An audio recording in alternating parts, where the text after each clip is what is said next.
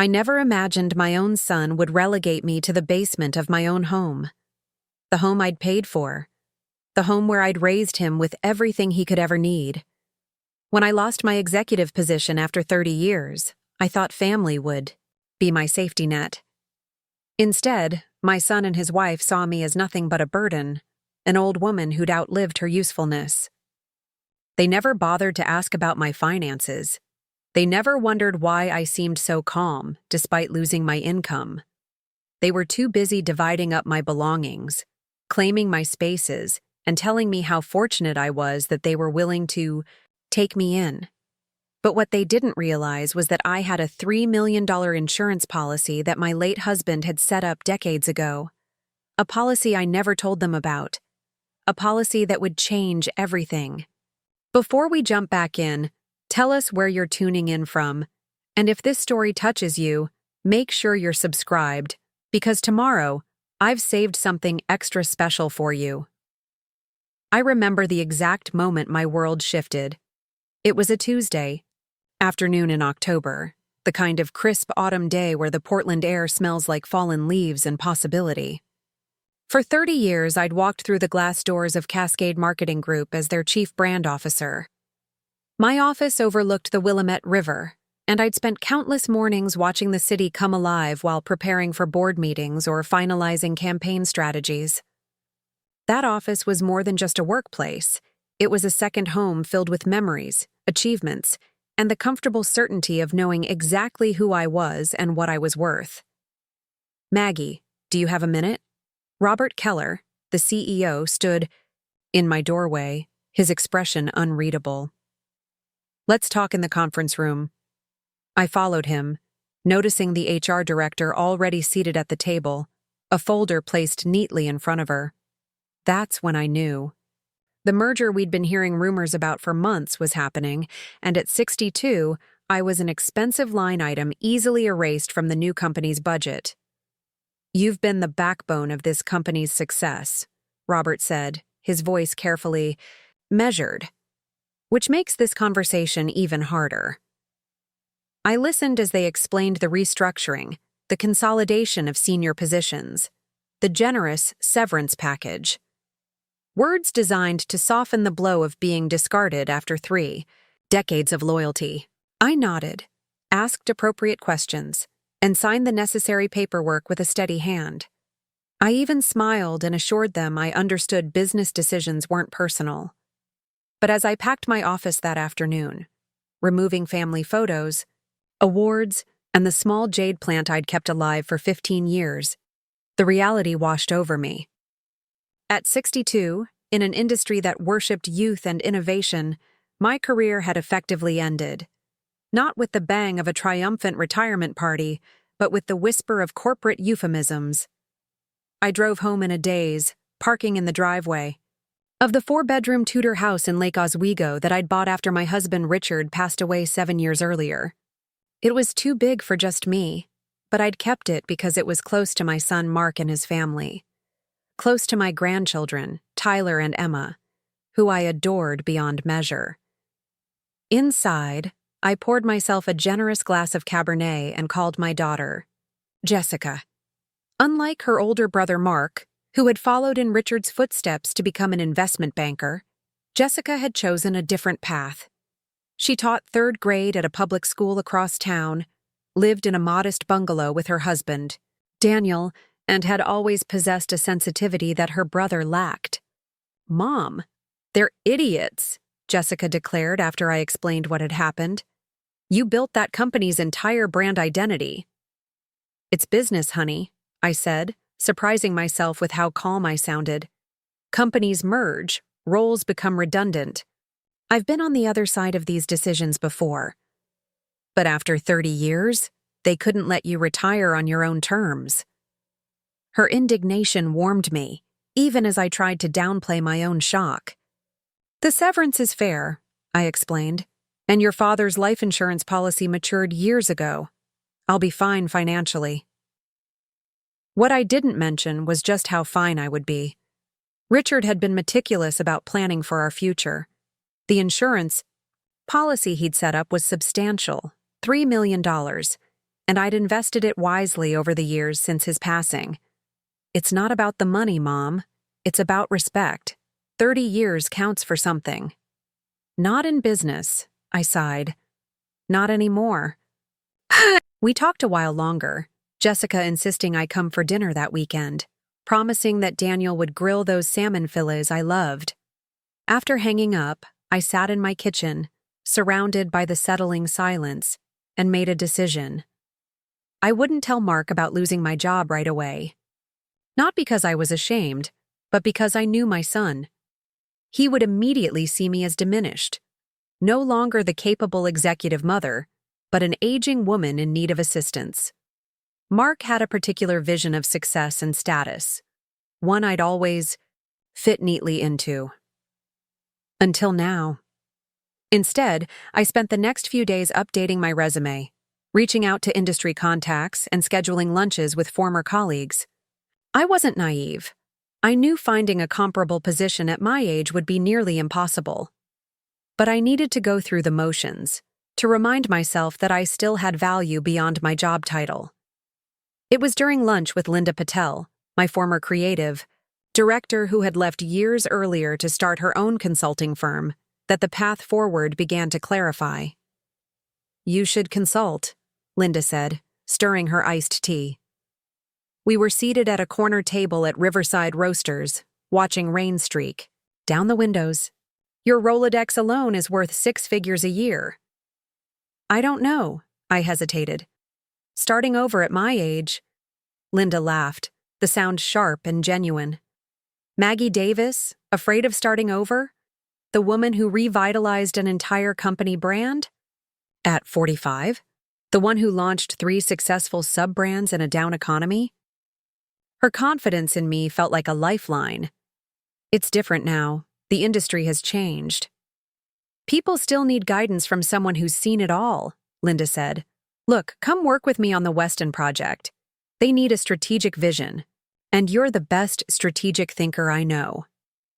I left that lunch with something I hadn't felt since cleaning out my office. Purpose. The possibility of consulting, setting my own hours, choosing projects that excited me, began to take shape in my mind. I wouldn't have the same salary, but with my savings and Richard's insurance policy, I didn't need to. That evening, I finally called Mark. Unlike my conversation with Jessica, this call was brief and focused. "The company merged, and my position has been eliminated," I explained, keeping my voice matter of fact. There was a pause on the line before Mark responded. "Just like that? After all these years?" "That's business," I echoed the words I'd said to Jessica. "I'm looking at consulting opportunities." Another pause. "At your age? Mom, be realistic." There it was, the judgment I'd anticipated. "I'm 62, Mark, not 82. And I have plenty of industry contacts." "Sure. But companies want fresh perspectives now. Digital natives. Not..." He stopped himself. "Not someone like me?" I finished for him. "I didn't mean it like that. I just think you should consider your options carefully. Maybe it's time to think about downsizing, simplifying your life. That house is too big for one person anyway." The conversation shifted then, Mark suggesting I come for dinner that weekend to discuss options. I agreed, though a sense of unease had settled in my stomach. When I hung up, I sat in my living room looking around at the home I'd created. Mark was right about one thing. The house was too large for just me. But the idea of downsizing felt like another loss, another piece of my identity stripped away. Saturday evening arrived, and I drove the familiar route to Mark and Vanessa's West Hills home, a sprawling contemporary structure with floor-to-ceiling windows and minimalist landscaping. Their house always reminded me of an architectural magazine. Spread, impressive but untouchable, as though actual living might disrupt its perfect aesthetic. Preparing and narrating this story took us a lot of time, so if you are enjoying it, subscribe to our channel. It means a lot to us. Now back to the story. Mark answered the door in casual designer clothes that probably cost more than most people's formal wear. Mom, come in. Vanessa's just finishing up dinner.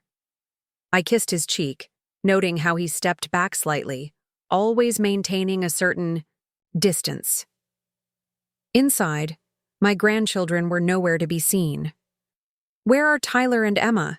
I asked, following him into the kitchen where Vanessa stood arranging endive leaves on a platter. They're at a sleepover, Vanessa replied without looking up. We thought it would be better to have an adult conversation without distractions. The phrasing struck me as odd. My grandchildren weren't distractions to me, but I smiled and offered the bottle of wine I'd brought.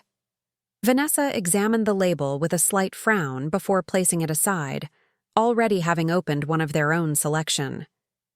Dinner was a carefully orchestrated affair, locally sourced vegetables, wild caught, fish, and a grain I couldn't identify.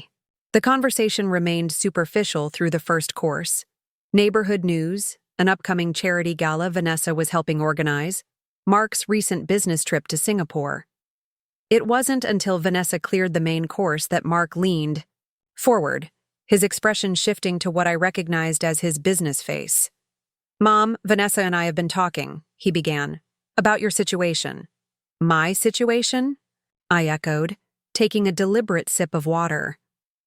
Losing your job at your age is serious. The job market isn't kind to experienced professionals. I noticed the hesitation, the careful avoidance of the word older. I'm exploring consulting, I said. Linda Patel has already offered me a project.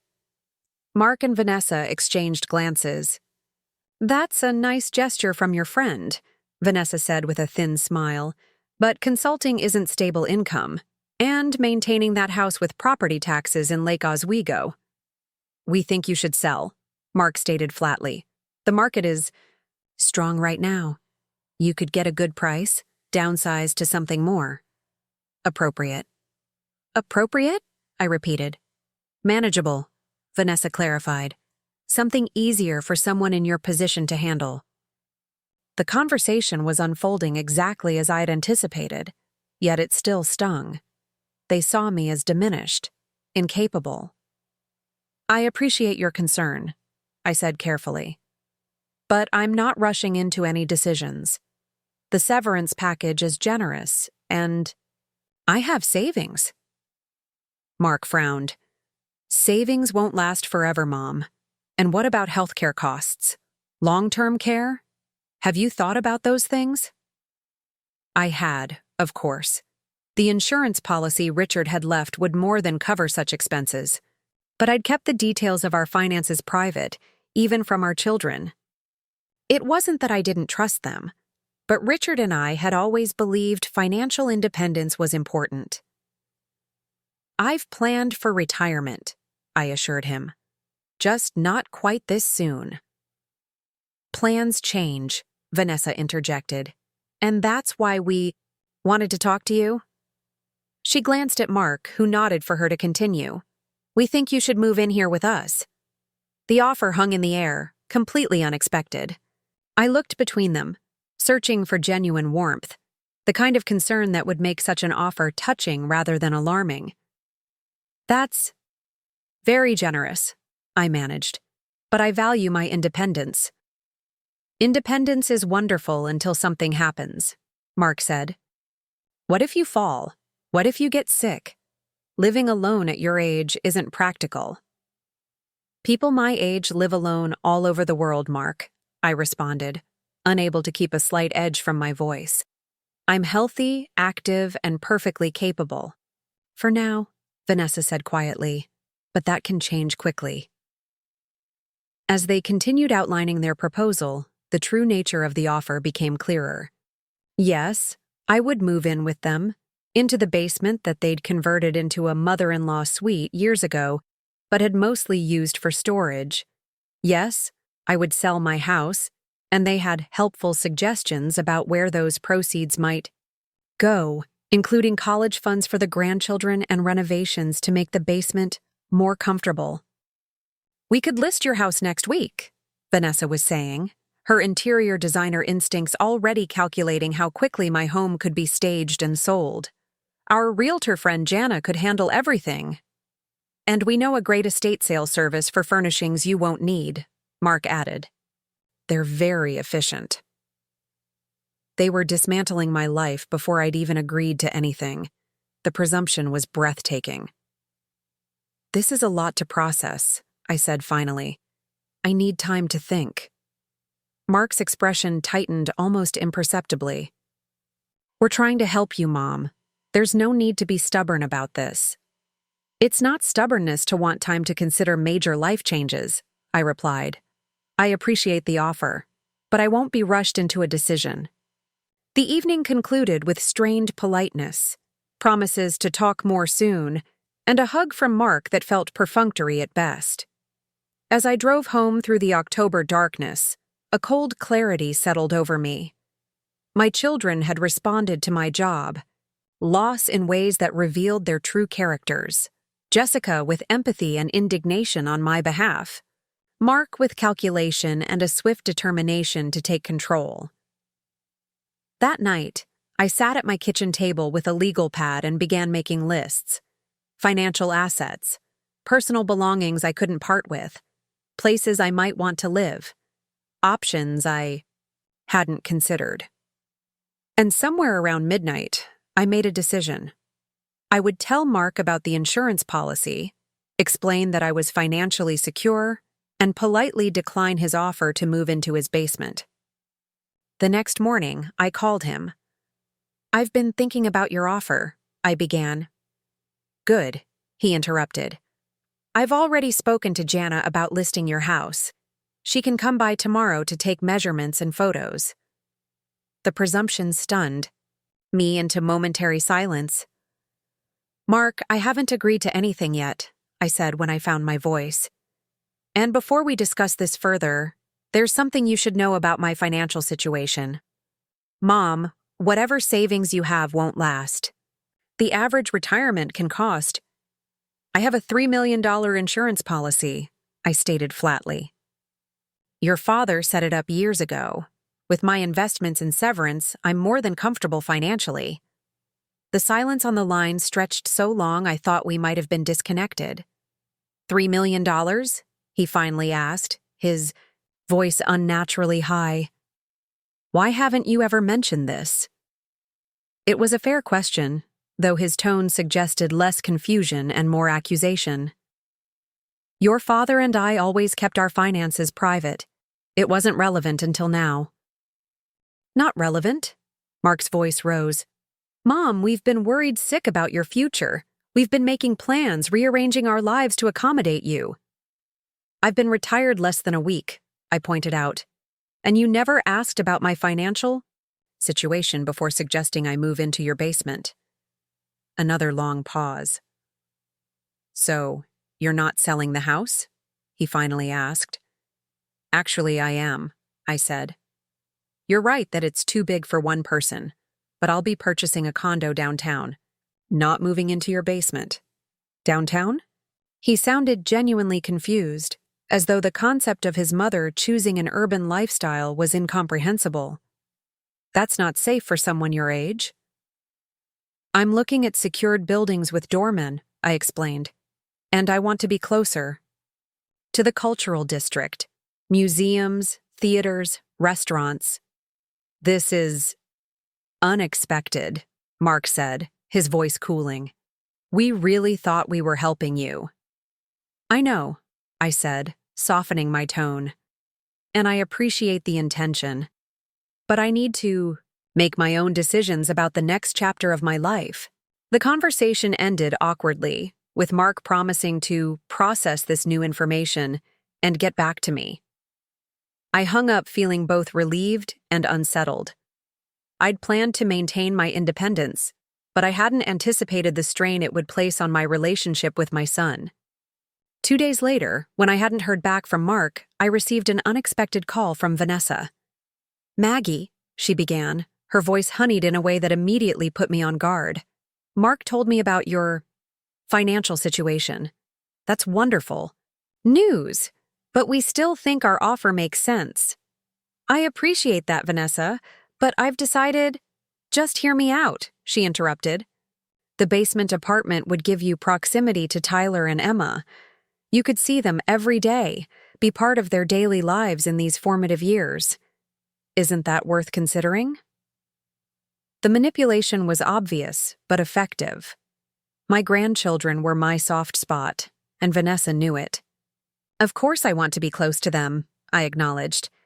But I can do that without living in your basement.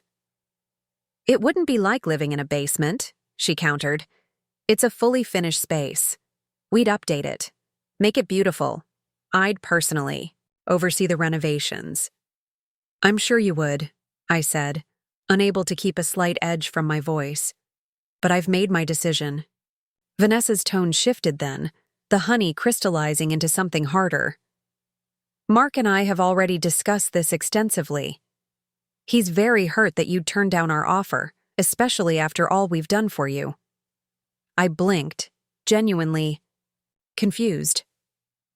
All you've done for me? Emotional support, including you in family events, making sure you're not alone during holidays.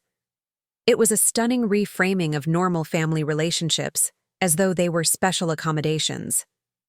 Those are things families typically do for each other, I said carefully. Not everyone would be so accommodating, Vanessa continued as if I hadn't spoken. Many people your age end up quite isolated. We're offering you integration into our daily lives, and you're choosing a condo downtown over your own family. The conversation deteriorated from there, with Vanessa becoming increasingly transparent about their true motivation: my money. Though she never directly mentioned the insurance policy, her references to family financial planning and securing the children's future were obvious allusions. By the time I hung up, my decision was cemented. Not only would I not be moving into their basement, but I would also be reevaluating how much time I spent with Mark and Vanessa altogether. My grandchildren remained my priority, but I would find ways to maintain that relationship without subjecting myself to Mark and Vanessa's manipulations. The following week unfolded in a whirlwind of activity. I listed my house with a different realtor than the one Mark had suggested, began looking at condos in the Pearl District downtown, and accepted Linda's offer to consult on the Weston project. I also made a point of having Emma and Tyler over for a grandma sleepover, wanting to strengthen my direct relationship with them independent of their parents. It was during this sleepover, while making pancakes on Saturday morning, that Emma asked the question that broke my heart. Grandma, why don't you want to live with us? Daddy said you chose strangers downtown over your own family. I sat down the spatula and knelt to her level, meeting her confused 9-year-old eyes. That's not true, sweetheart. I love you and Tyler more than anything in the world. But Grandma needs her own space, just like you need your own bedroom. But Daddy fixed up the basement for you, Tyler chimed in from the table. He said it would be perfect for old people because there aren't many stairs. The casual cruelty of children repeating adult conversations never ceased to amaze me. The basement is very nice, I said carefully, but Grandma wants a place with lots of windows and light, and I'll be close enough that we can still have sleepovers and special outings.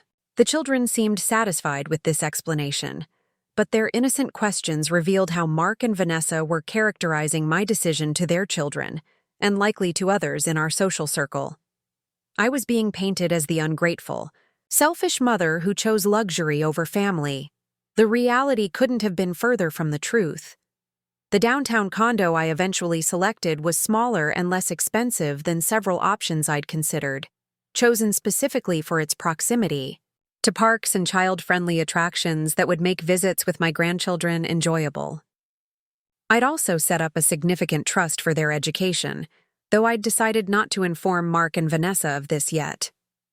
The real estate market was indeed strong, and my Lake Oswego home sold within 2 weeks, well above asking price. As I began the process of sorting through 30 years of accumulated possessions, deciding what to keep and what to let go, Jessica came over to help. "Have you heard from Mark?" she asked, carefully wrapping a crystal vase in newspaper. "Not directly," I admitted. He's been communicating through the children. Jessica's expression darkened. That's manipulative and unfair to them. It's not ideal, I agreed. But they're young enough that they don't fully understand what's happening. And what is happening, Mom? Jessica set down the wrapped vase and faced me directly. Because from my perspective, my brother is having some kind of bizarre meltdown over you exercising your independence. I hesitated, unsure how much to share about the financial aspects of the situation. Jessica had never been motivated by money the way Mark was, but I'd kept the insurance policy private for so long that revealing it now felt complicated. Your brother and Vanessa had certain expectations about my retirement, I said carefully. They assumed I would need their financial support and were planning accordingly. Jessica's eyes narrowed. You don't need financial support though, do you? Dad left you well taken care of. The perceptiveness of my daughter sometimes caught me off guard. Yes, I acknowledged. Very well taken care of. And Mark is upset because I didn't share that information with him immediately, and because I declined their offer to move into their basement. Jessica snorted. Their basement? They wanted to put you in the basement? The one with those tiny windows and the persistent mildew smell? They offered to renovate, I said, unable to keep a wry smile from my face. How generous, Jessica rolled her eyes. Look, Mom, I know Mark is my brother and I love him, but he's always been calculating. If he's upset, it's not because he's concerned about you. It's because his plans got disrupted. Her assessment was harsh but accurate. And while I wanted to protect both my children from the uglier aspects of this situation, I also recognized that Jessica was an adult who could handle the truth. Your father left me a $3 million insurance policy, I said quietly. I've invested it well over the years. Between that, my severance, and the house sale, I'm more than comfortable. Jessica's eyes widened, but only briefly. Then she nodded. Good. You deserve security after working so hard for so long. She paused, then added, Did Mark know about this before you lost your job? No. Neither of you did. Your father and I always kept our finances private. But you told Mark recently? Yes, when he was insisting I needed to sell my house and move into his basement for financial reasons. Jessica was quiet for a moment, processing. And now he's not speaking to you directly. That's right. Because you're not financially dependent on him as he expected. I hesitated. I think it's more complicated than that. Is it, though? Jessica pressed. Because it sounds like he had plans for your money that you disrupted by being self-sufficient. The conversation was veering into territory that made me uncomfortable, painting Mark as purely mercenary. Despite everything, he was still my son, and I wanted to believe his motivations weren't entirely self-serving. Mark and Vanessa have always been planners, I said diplomatically. They like to control situations, anticipate outcomes. My sudden job loss and subsequent decisions didn't align with their vision. Jessica looked skeptical but didn't push further. We returned to sorting and packing, the afternoon passing in comfortable conversation about less fraught topics. Jessica's students, Daniel's recent promotion, places downtown they might like to visit once I was settled in my new condo. It was, only as she was leaving, arms full of family photo albums I'd set aside for her to digitize, that she paused at the door. Mom, promise me something? What's that? Don't let Mark make you feel guilty for living your life on your terms. You've earned this next chapter, whatever it looks like. I hugged her awkwardly around the stack of albums. I promise. As October gave way to November, the temperatures dropped, and the Pacific Northwest settled into its characteristic chilly rains. My house continued to empty as I sold furniture that wouldn't fit in the condo, donated countless boxes to charity, and carefully distributed family heirlooms between my children, with Jessica acting as proxy for Mark, who still wasn't speaking to me directly. It was during this liminal period, no longer fully in my old life but not yet established in my new one, that the situation with Mark escalated in an unexpected way. I had agreed to watch Emma and Tyler after school one Friday while Mark and Vanessa attended a work function. The children and I had a wonderful afternoon baking cookies, playing board games, and watching a movie. At 6:30, I started gathering their belongings, expecting their parents soon. By 7:30, with no word from Mark or Vanessa, I called both their cell phones. No answer. I texted. No response. At 8 Emma started asking when her parents would come. I assured her they were probably just running late.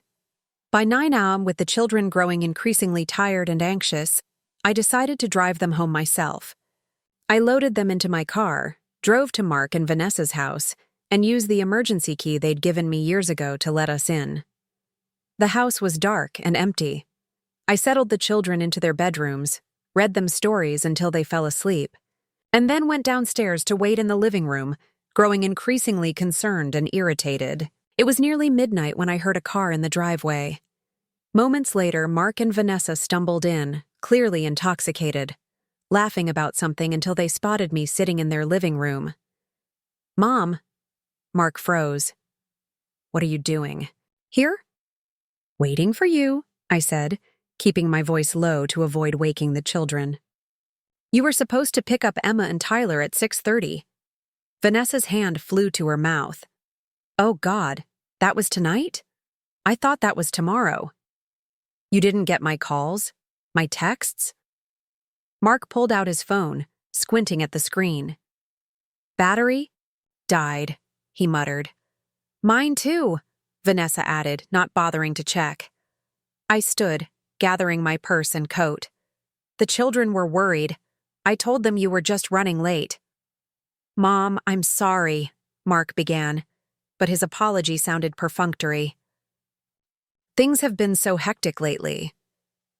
"Too hectic to remember your children?" The words came out sharper than I intended. Vanessa's expression hardened. "That's not fair. We made one mistake." "One that left your children waiting for hours, wondering where you were," I countered. "I'm not judging you for having a night out. I'm concerned that neither of you bothered to check your messages or remember your commitment." Mark's face flushed. Whether from alcohol or anger, I couldn't tell. "We don't need parenting advice. From someone who's choosing to move downtown to be closer to wine bars than her own grandchildren." The accusation stung, so patently unfair that for a moment I couldn't respond. "That's not why I'm moving downtown, and you know it," I said finally. "I'm moving to a secure building with elevators and amenities appropriate for someone my age, while remaining close enough to maintain regular contact with Emma and Tyler." "Regular contact isn't the same as being here," Vanessa interjected. "If you really cared about them, you'd want to be part of their daily lives." "The way you were tonight?" I retorted, immediately regretting the low blow. Mark stepped forward, his voice dropping to a harsh whisper. "You think you're so self-sufficient with your insurance money? So independent. But when you're alone, in that sterile condo, while we're here making memories as a family, you'll regret this choice." I took a deep breath, determined not to let his cutting words affect me. This isn't about being alone versus being with family. It's about respecting my choices and independence. "Independence," Vanessa scoffed, kicking off her heels. Such a convenient excuse for selfishness. It was late, I was tired, and this conversation was rapidly deteriorating. "We'll discuss this when you're both sober," I said, moving toward the door. "The children are asleep. I'll call tomorrow to check on them." As I reached for the doorknob, Mark's voice stopped me. "This could have been so different, Mom. We could have been a real family, supporting each other. Instead, you're choosing to abandon us." The manipulation was so transparent it would have been laughable if it weren't so painful. "I'm not abandoning anyone, Mark. I'm 62 years old and making my own housing decisions. That's all. I left before he could respond, driving home through the quiet Portland streets, my mind racing. The incident confirmed what I'd suspected. Mark and Vanessa's offer had never been about caring for me in my time of need. It had been about control of my assets, my life decisions, and ultimately, my money. The next morning, I woke to a flurry of text messages from Jessica. "Call me ASAP. Mark just called Daniel ranting about last night." I called her immediately, bracing myself. "Mom?" Jessica's voice was tense. "What happened last night?" I explained the situation, my babysitting, their forgotten commitment, the midnight confrontation. "And he had the nerve to accuse you of abandoning the family?" Jessica's indignation vibrated through the phone. While he was out getting drunk and forgetting his own children? "He's upset about more than just last night," I sighed. "This is about the insurance money and my decision not to move in with them." "Daniel and I can't believe how he's acting," Jessica continued. "He called at 7 this morning to tell us you'd interfered in his parenting and ambushed them when they came home." The rewriting of reality was breathtaking. "Jessica, I was there because they asked me to watch the children and then didn't show up or answer their phones." "I know, Mom. We know." Her voice softened. "Mark's always been good at spinning narratives that make him the victim." We talked a while longer, Jessica reassuring me that she and Daniel saw the situation clearly. After we hung up, I sat at my kitchen table, surrounded by half-packed boxes, and considered how quickly family dynamics could shift. In just a few weeks, I'd gone from respected matriarch to villain in Mark's story, all because I'd refused to play the role he'd assigned me. The closing date for my house sale was approaching, and I needed to finalize the purchase of my downtown condo. I spent the morning on calls with my realtor, my lawyer, and the moving company, arranging the logistics of my transition. It felt good to focus on practical matters, to make decisions about my future that had nothing to do with Mark's expectations. That afternoon, Raymond Chen, my late husband's friend and our longtime insurance agent, came by to help me review some paperwork related to the policy. Raymond had been the one to suggest the substantial life insurance plan to Richard decades ago, a decision that had provided me with security I'd never anticipated needing so soon. "Richard would be proud of how you've managed," Raymond said, seated at my dining room table. "Not just the financial aspects, but how you're handling this transition." "I'm not sure about that," I admitted. "The situation with Mark has become complicated." Raymond nodded sympathetically. "Adult children often struggle when parental roles shift. Richard and I discussed this possibility years ago." "You did?" This was news to me. He worried that Mark especially might have certain expectations about inheritance, family resources. Raymond adjusted his glasses. Richard noticed his materialistic tendencies even then. The observation stung, though it wasn't surprising. Richard had always been perceptive about our children's personalities, recognizing Jessica's empathy and Mark's ambition from an early age. "Richard believed strongly in your independence," Raymond continued. "That's why he structured the policy as he did, directly to you. No conditions, no oversight from the children." "A decision Mark is currently unhappy about," I said wryly. Raymond's expression grew serious. "Maggie, I don't mean to overstep, but I've seen many families fracture over money. If Mark is already displaying concerning behavior, you might want to consider additional protections." "What kind of protections?" "Legal documentation of your wishes, medical directives that name Jessica rather than Mark. Perhaps a trust for the grandchildren that Mark and Vanessa can't access directly." His suggestions made practical sense, but implementing them felt like an acknowledgement that my relationship with my son had fundamentally changed, that I no longer trusted him to respect my wishes or act in my best interest. "I'll think about it," I promised Raymond as he gathered his papers to leave. After he departed, I stood at my living room window, looking out at the garden Richard and I had planted together years ago. The Japanese maple he'd insisted on was ablaze with autumn color, its leaves a fierce red against the gray November sky. He had planted it knowing he wouldn't see it reach maturity, an act of faith in a future he wouldn't share. I wondered what advice he would give me now about our son, about this unexpected chapter of my life. The doorbell interrupted my thoughts. I wasn't expecting anyone, and for a moment, I hoped it might be Mark coming to apologize. Instead, I found Tyler and Emma on my doorstep, accompanied by Daniel, Jessica's husband. "Surprise visit," Daniel explained with an apologetic smile. "Jessica thought you might need some grandkid time." The children rushed past me into the house. Emma immediately heading for the tin of cookies I always kept in the pantry, Tyler making a beeline for the chess set in the living room. "Is everything okay?" I asked Daniel quietly as the children disappeared inside. "Mark dropped them off at our place this morning," he explained. "Said he and Vanessa needed recovery time from last night. Jessica thought they might as well spend the day with you since they've been asking about you all week." The orchestration of this visit, Mark dropping the children with Jessica rather than calling me directly, Jessica and Daniel facilitating time with my grandchildren, highlighted how strained the family dynamics had become. But as Emma returned, cookie in hand, her small fingers threading through mine to pull me toward the kitchen for proper tea, I pushed those concerns aside. The children, at least, remained untouched by the adult tension swirling around them. We spent a delightful afternoon together. I taught Emma how to make my special cinnamon rolls while Tyler set up an elaborate chess tournament, insisting that each of us compete.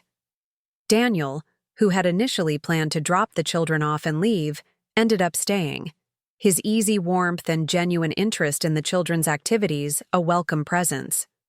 As the afternoon light began to fade, Daniel helped me wash the baking dishes while the children played in the living room.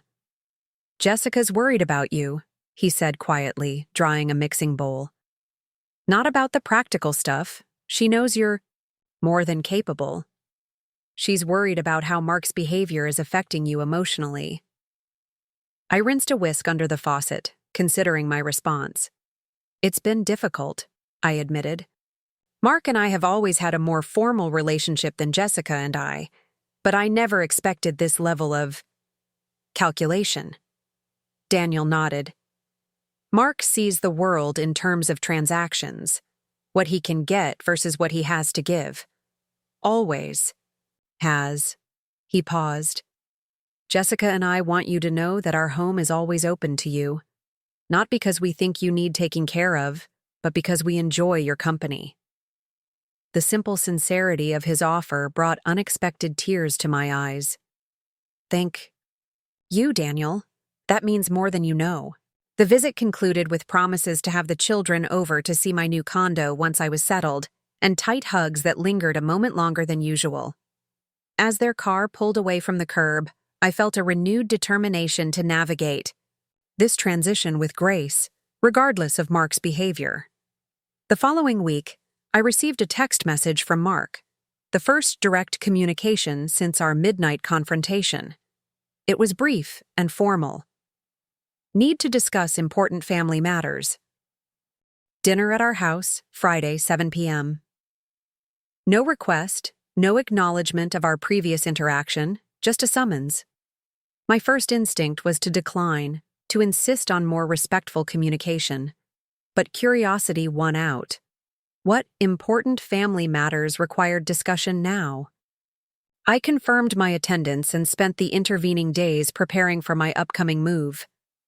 The house was nearly emptied, with most of my belongings either sold, donated, or packed for transfer to the condo. The bare rooms echoed with memories, but rather than melancholy, I felt a growing excitement about my new space. Linda had connected me with several potential consulting clients, and my calendar was filling with meetings and projects that interested me. Life was moving forward, despite Mark's disapproval. Friday evening arrived, and I drove to Mark and Vanessa's house with a sense of cautious optimism. Perhaps the important family matters involved reconciliation, a recognition that his behavior had been inappropriate. Maybe Vanessa had encouraged him to mend fences before my move. Those hopes evaporated the moment I entered their home. The dining table was set formally, but only for 3, no children in sight.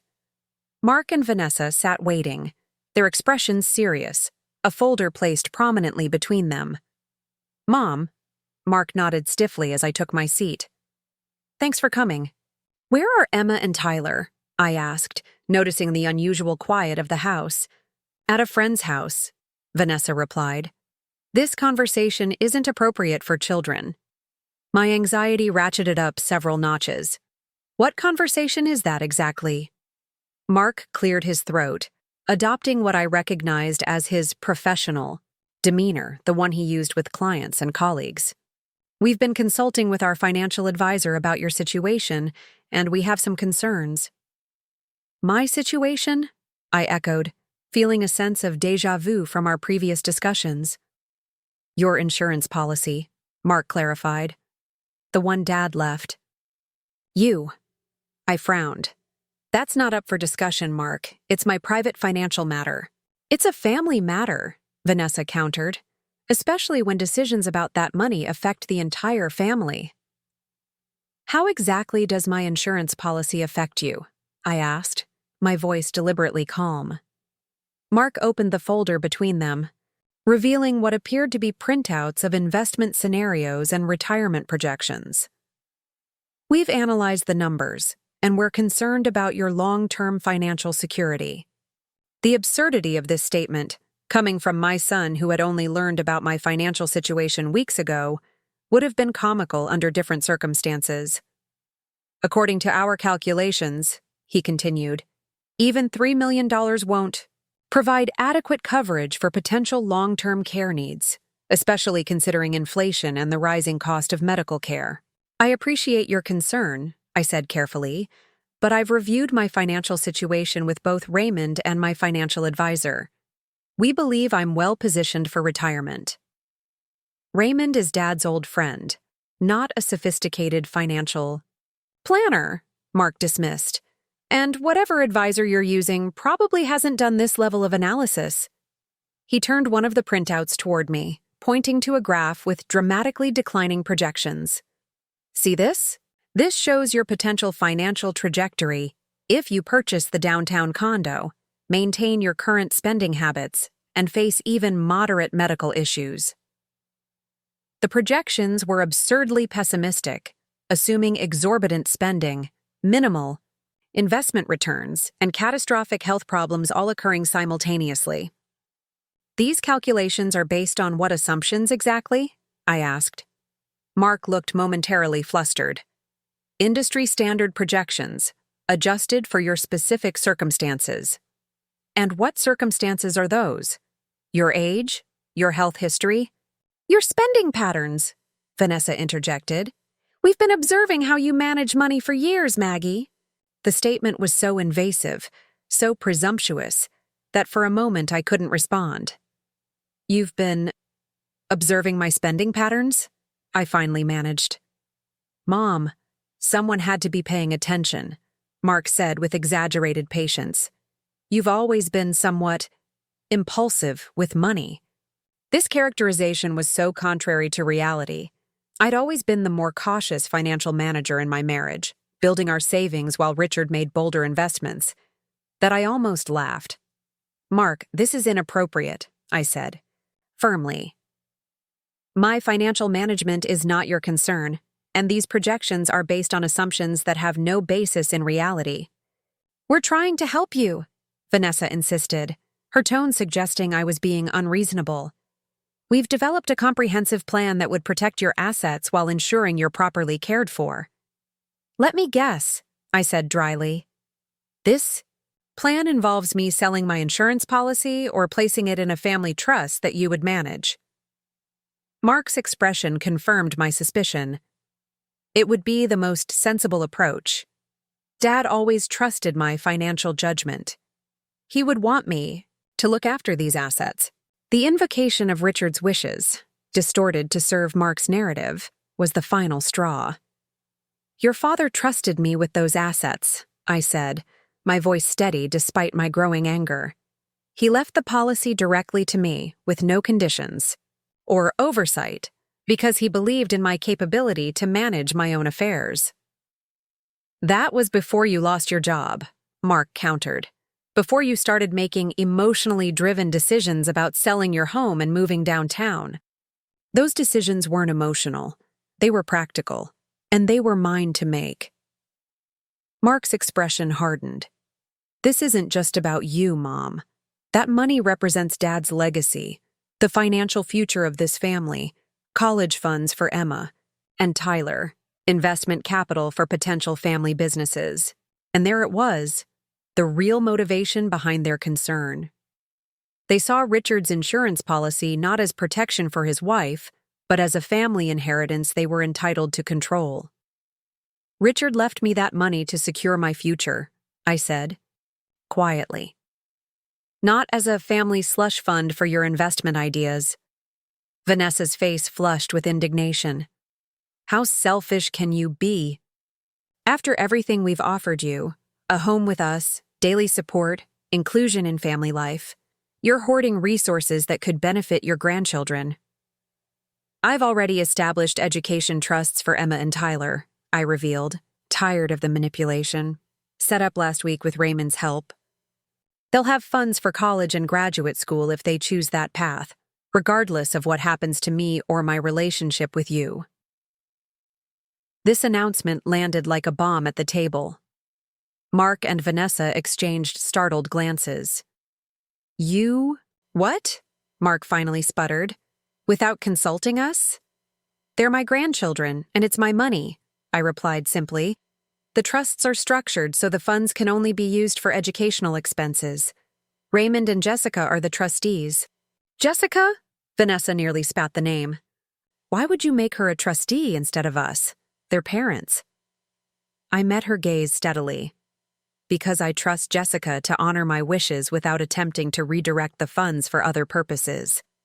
The implication hung in the air between us. Mark stood abruptly, his chair scraping harshly against the hardwood floor. "This is unacceptable," he declared. "You're dividing the family, turning Jessica against us, making unilateral decisions that affect our children's futures." "I'm securing my grandchildren's education," I corrected. "And any division in this family began when you started seeing me as a resource to be managed, rather than your mother to be respected." "Respected?" Mark's voice rose. "You've shown zero respect for us. We offered you a home, restructured our lives to accommodate you, and you rejected it all to pursue some self-indulgent urban lifestyle." The conversation was deteriorating rapidly, moving further from any possibility of resolution. "I think I should go," I said, standing. "This discussion isn't productive." "Running away won't solve this, Mom," Mark said, his voice cold. "We're talking about the financial future of this family." "No, Mark. We're talking about your attempt to control my finances because you see them as your inheritance rather than my security." I moved toward the door, then paused. "I love you, and I love Emma and Tyler more than anything. But I won't sacrifice my independence to satisfy your expectations about how I should age or how my money should be spent." Vanessa followed me to the door, her final words cutting. "When you're alone in that condo, when you need help with medical appointments or household tasks, don't come running to us. You've made your choice." I walked to my car with a strange sense of calm. The evening had confirmed what I'd suspected. There would be no easy resolution, no return to our previous relationship as long as Mark and Vanessa viewed me through the lens of financial opportunity rather than family connection. The following morning, as I supervised the moving company loading the last of my belongings onto their truck, my phone rang. It was Jessica. "Mark called," she said without preamble. "He's furious about the education trusts." "I imagine he is," I sighed, watching the movers carefully wrapping a painting Richard had given me on our 20th anniversary. I told them last night. He says you've betrayed the family, that you're trying to turn me against him. Jessica's tone made it clear how ridiculous she found this accusation. Are you upset about the trusts? I asked. I should have discussed them with you before making you a trustee. Of course I'm not upset, Jessica assured me. I'm honored you trust me that way. I'm just worried about how ugly this is getting. Mark's saying things. Making threats. My breath caught. What kind of threats? Jessica hesitated. Legal threats, mostly. Talking about challenging your competency, questioning your financial decisions. The suggestion was so outrageous, it momentarily stunned me. Challenge my competency? Based on what? My decision to live independently with more than adequate financial resources? He won't get anywhere with that, I said, trying to reassure both Jessica and myself. I'm of sound mind, managing my own affairs successfully. No, court would entertain such a challenge. I know that, Jessica said quickly, and I don't think he'll actually do anything. He's just lashing out because he's not getting his way. But Mom, she paused. Maybe you should talk to a lawyer, just to protect yourself. Her suggestion echoed Raymond's advice from the previous week. As much as I hated the idea of needing legal protection from my own son, recent events suggested it might be prudent. I'll call Raymond, I promised. He can recommend someone. After we hung up, I stood in my nearly empty house, the spaces that had contained my life for years now bare and echoing. Despite the family turmoil, I felt a sense of anticipation about the next chapter. My new condo awaited, my consulting. Projects were lined up, and I'd already joined a downtown photography club that met weekly in the Pearl District. The movers finished loading the truck, and I did a final walkthrough of the house, checking closets and cabinets for anything left behind. In Emma's favorite guest room, I found a small stuffed rabbit wedged behind the radiator, a toy she'd been searching for during her last sleepover. I tucked it into my purse, planning to give it to her when I next saw her, whenever that might. As I locked the front door for the final time, a car pulled into the driveway. For a hopeful moment, I thought it might be Mark, coming to apologize or at least reach some kind of truce before I left. Instead, Linda stepped out, carrying a small potted plant. Housewarming gift, she explained, handing me the plant, jade cutting from the one I'd nurtured in my office for years. Thought you might want a familiar friend in your new place. The thoughtful gesture brought unexpected tears to my eyes. Thank you, I managed, carefully placing the small pot in my car. Linda looked at the house behind me, then back at my face. How are you really doing with all this? The move? The family situation? I considered the question seriously. It's not how I expected this chapter to unfold, I admitted, but I'm surprised by how ready I feel for something new. Linda nodded. You always were adaptable. It's what made you such a good marketing executive. You could see the potential in change when others only saw disruption. We stood in the driveway a moment longer, Linda asking practical questions about the condo, offering to help me unpack that afternoon. Her straightforward friendship was a balm after the complexity of family interactions, and I accepted her offer gratefully. The drive downtown marked a physical transition from one life to another. As the suburban landscape gave way to the denser urban environment, I felt a weight lifting. The condo building stood tall and modern among the converted warehouses of the Pearl District, its lobby bright with natural light from floor-to-ceiling windows. The concierge greeted me by name. We'd met during my initial visits, and helped direct the movers to the service elevator. My unit was on the 8th floor, facing east toward Mount Hood, which was visible on clear days. The space was smaller than my house but felt perfect for my needs.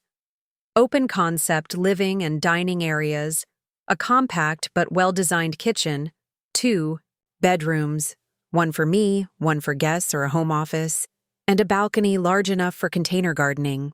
The walls were currently bare, the space undefined. but I could already envision how it would transform with my belongings, how it would become mine. The movers worked efficiently, placing furniture according to my directions, stacking boxes in approximate locations. Linda arrived as they were finishing, bringing lunch from a nearby deli and immediately diving into helping me unpack kitchen essentials. "The light in here is incredible," she observed, arranging glasses in a cabinet. "Perfect for your photography." That was one of the selling points, I agreed, unwrapping plates from their protective coverings.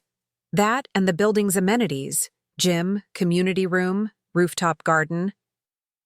"Speaking of community," Linda said casually, "a friend of mine lives 2 floors down. Frank Murphy, retired architect. Fascinating guy, recently widowed. I told him I'd introduce you once you're settled." I shot her a suspicious look. "Are you matchmaking, Linda?" She grinned, unrepentant. "Not matchmaking, necessarily, just facilitating potential friendships. Frank knows everyone in this building and half the neighborhood. He could help you get connected socially." The idea of new social connections was appealing, though I wasn't sure I was ready for anything beyond friendship. Richard had been gone 7 years, and while I'd gone on occasional dates in the past few years, none had developed into significant relationships. "I'd be happy to meet him," I said carefully. "As a neighbor." Linda's smile widened. "Of course, just as a neighbor." We spent the rest of the afternoon unpacking essential items, arranging furniture, and transforming the blank space into something that felt increasingly like home. By evening, when Linda left with promises to return the next day, the condo had begun to take shape around me.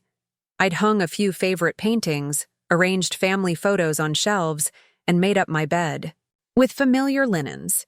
Standing on my balcony as twilight settled over Portland, I could see lights flickering on across the city, each representing other lives, other stories unfolding in parallel to mine. The thought was comforting somehow. I was beginning a new chapter, but I wasn't alone in navigating change. My phone buzzed with a text from Jessica. "How's the new place? Send pictures." I snapped a few photos of the partially arranged rooms and sent them, adding, "Still a work in progress, but already feels like home." Her response came quickly. "It looks perfect for you. Can't wait to bring the kids to see it." Kids, my grandchildren. The most painful aspect of the rift with Mark was how it might affect my relationship with Emma and Tyler.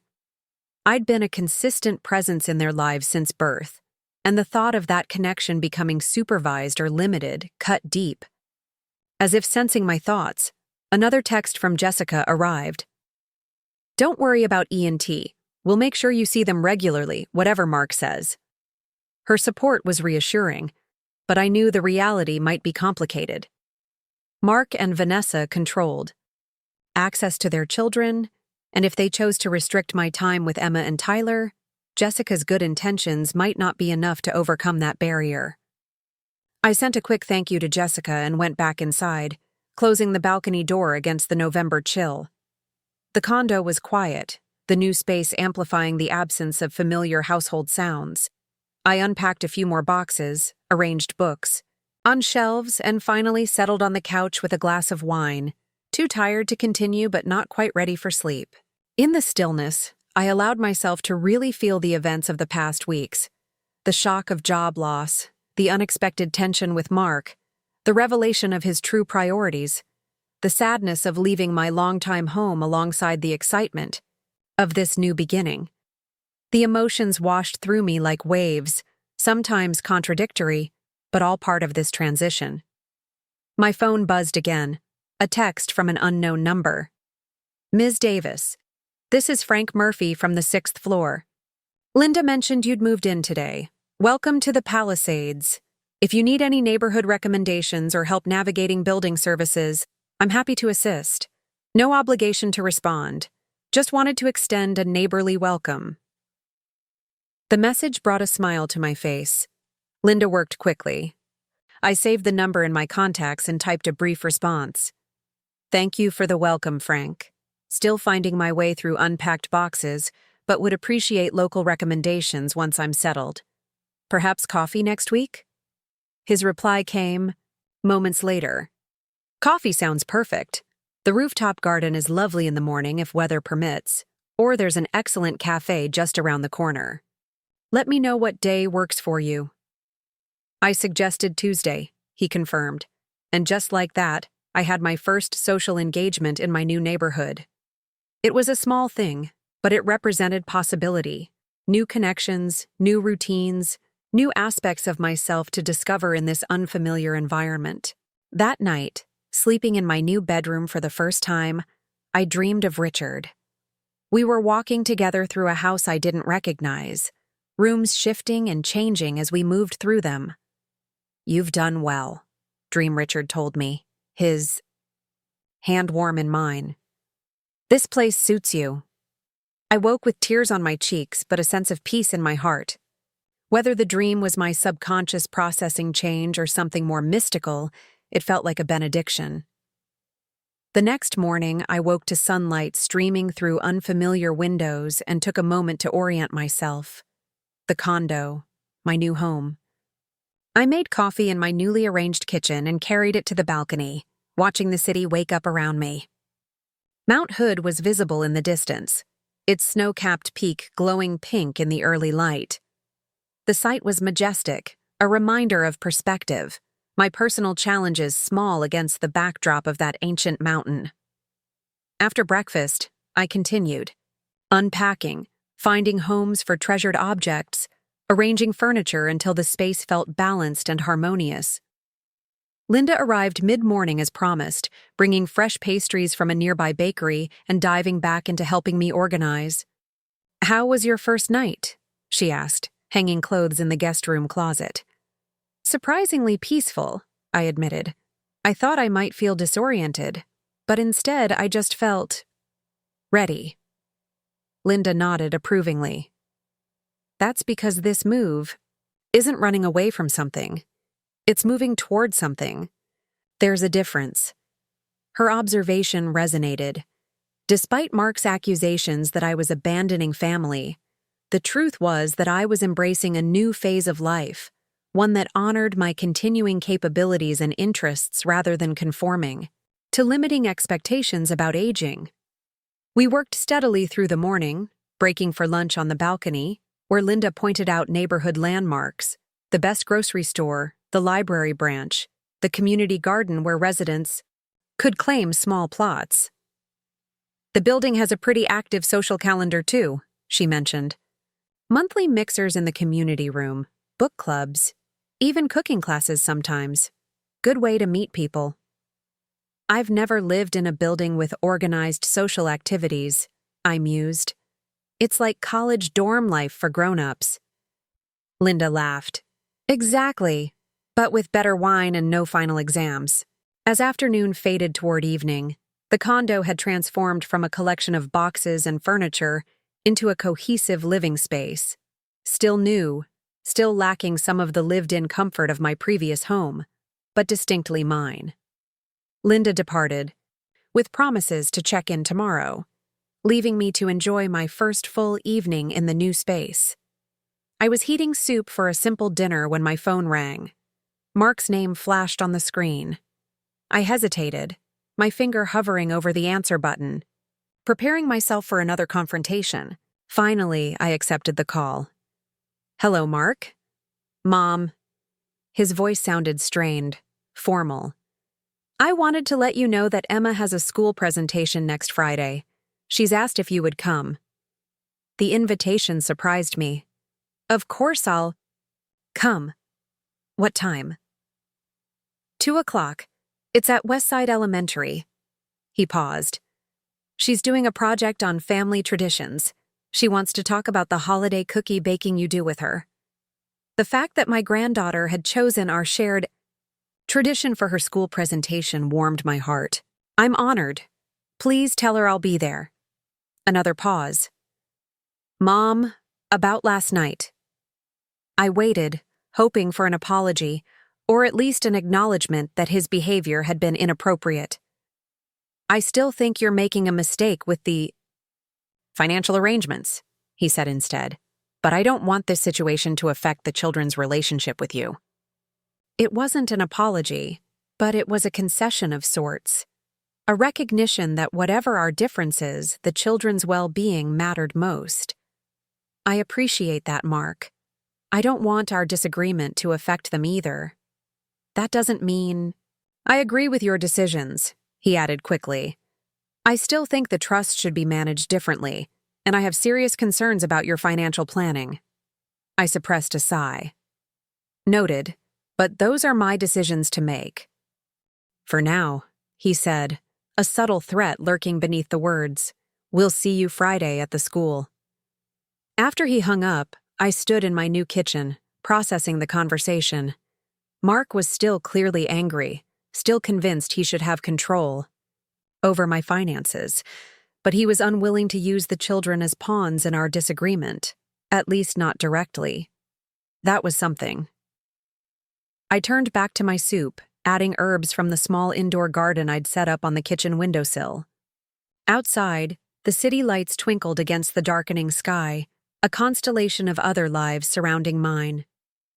Tomorrow I would continue settling in, arranging artwork, perhaps explore the neighborhood a bit.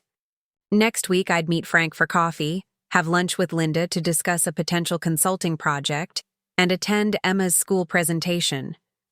Life was continuing to unfold, different than I had expected, but full of possibility nonetheless. Whatever. Challenges lay ahead with Mark. Whatever adjustment this new chapter required, I was facing it on my own terms, in my own space, with the security Richard had ensured and the independence I had earned. Emma's presentation was scheduled for 2 p.m., but I arrived at Westside Elementary half an hour early. The school was a cheerful brick building with colorful murals decorating the entrance, children's artwork displayed prominently in the windows. I signed in at the front office, received a visitor's badge, and followed the administrative assistant's directions to Ms. Thornton's third-grade classroom.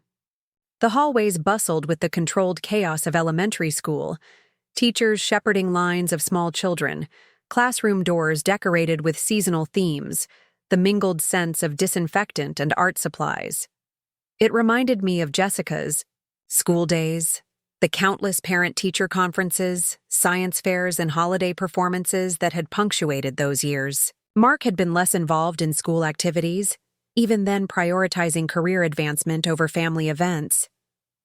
I paused outside Miss Thornton's classroom, gathering myself. This would be my first time seeing Mark and Vanessa since our confrontation, a week ago. Whatever tension existed between us, I was determined not to let it affect Emma's special day. Parents were already filtering into the classroom, taking seats in child-sized chairs awkwardly arranged in rows. I spotted Mark and Vanessa near the front, heads bent together in conversation. Neither looked up as I entered, though I knew they must have noticed me. I chose a seat toward the back, wanting to give Emma clear sight of me without creating an uncomfortable proximity to her parents.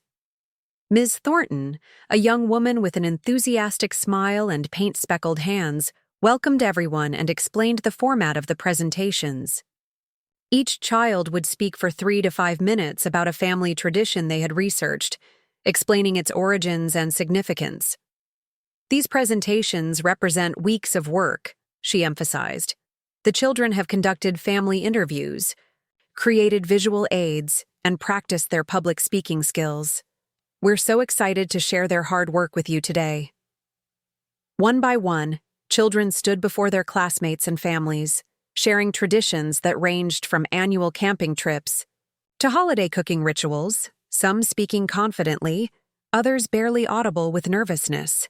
Parents beamed with pride, recording videos on their phones, offering encouraging smiles when young voices faltered. Emma was the 11th presenter. When Ms. Thornton called her name, she walked to the front of the room with deliberate steps. Her spine straight, chin held high, a posture that reminded me powerfully of Richard. She wore the special dress she'd chosen for her birthday 2 months earlier, navy blue with white polka dots, and had tied her hair back with a coordinating ribbon. "My name is Emma Wilson," she began, her voice clear and steady. My family tradition is holiday cookie baking with my grandmother.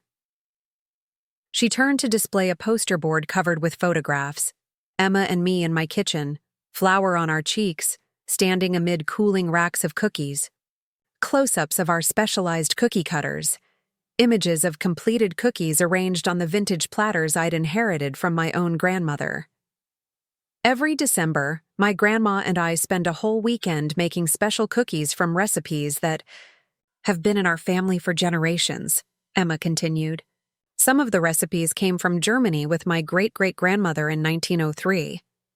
My eyes misted as she described our tradition in detail, how we always started with the sugar cookies because the dough needed to chill, how we had special rolling pins with patterns carved into them, how we sang Christmas carols while the cookies baked. She had absorbed every detail, recognized the significance of each element. The most important cookie is called a Lebkuchen. Emma pronounced the German word carefully. It's a spice cookie that my grandma says tastes like Christmas. The recipe is written in my great-great-grandmother's handwriting, and it's so old that some of the measurements are different from what we use today. She held up a laminated copy of the recipe card, yellowed with age, covered in faded script. I had given her the photocopy for her project, keeping the original safely preserved in my recipe box. Seeing it displayed here, recognized as the family treasure it was, filled me with unexpected emotion. My grandma says that when we bake these cookies, we're connecting with all the women in our family who came before us, Emma said, her voice taking on a solemn quality. She says recipes are like time machines that let us touch hands with people who lived long ago. I had said those exact words to her last Christmas, never imagining she had internalized them so completely. Across the room, I noticed Mark's expression shift, something unreadable passing across his face as he listened to his daughter. The best part of our tradition isn't eating the cookies, though they're delicious, Emma continued with a small smile. The best part is that we do it together, just my grandma and me. When I'm in her kitchen, I feel like I'm part of something bigger than just myself. I'm part of a chain of people who loved each other and passed down their knowledge. She concluded by distributing small samples of Lebkuchen that I had baked the previous evening and delivered to Ms. Thornton before school, a surprise I had coordinated with the teacher to support Emma's presentation. As her classmates and their parents tasted the spiced cookies, Emma found me in the audience and beamed, her face alight with pride and accomplishment. The remaining presentations passed in a blur as I sat processing Emma's words, touched by how deeply she valued our time together. When the event concluded, children reunited with their families amid a chorus of congratulations and proud exclamations. Emma ran directly to me, wrapping her arms around my waist. "Did you like it, Grandma? Did I remember everything right?" I hugged her close, breathing in the scent of her shampoo and the faint trace of school cafeteria. "You were absolutely perfect, sweetheart. I couldn't be prouder.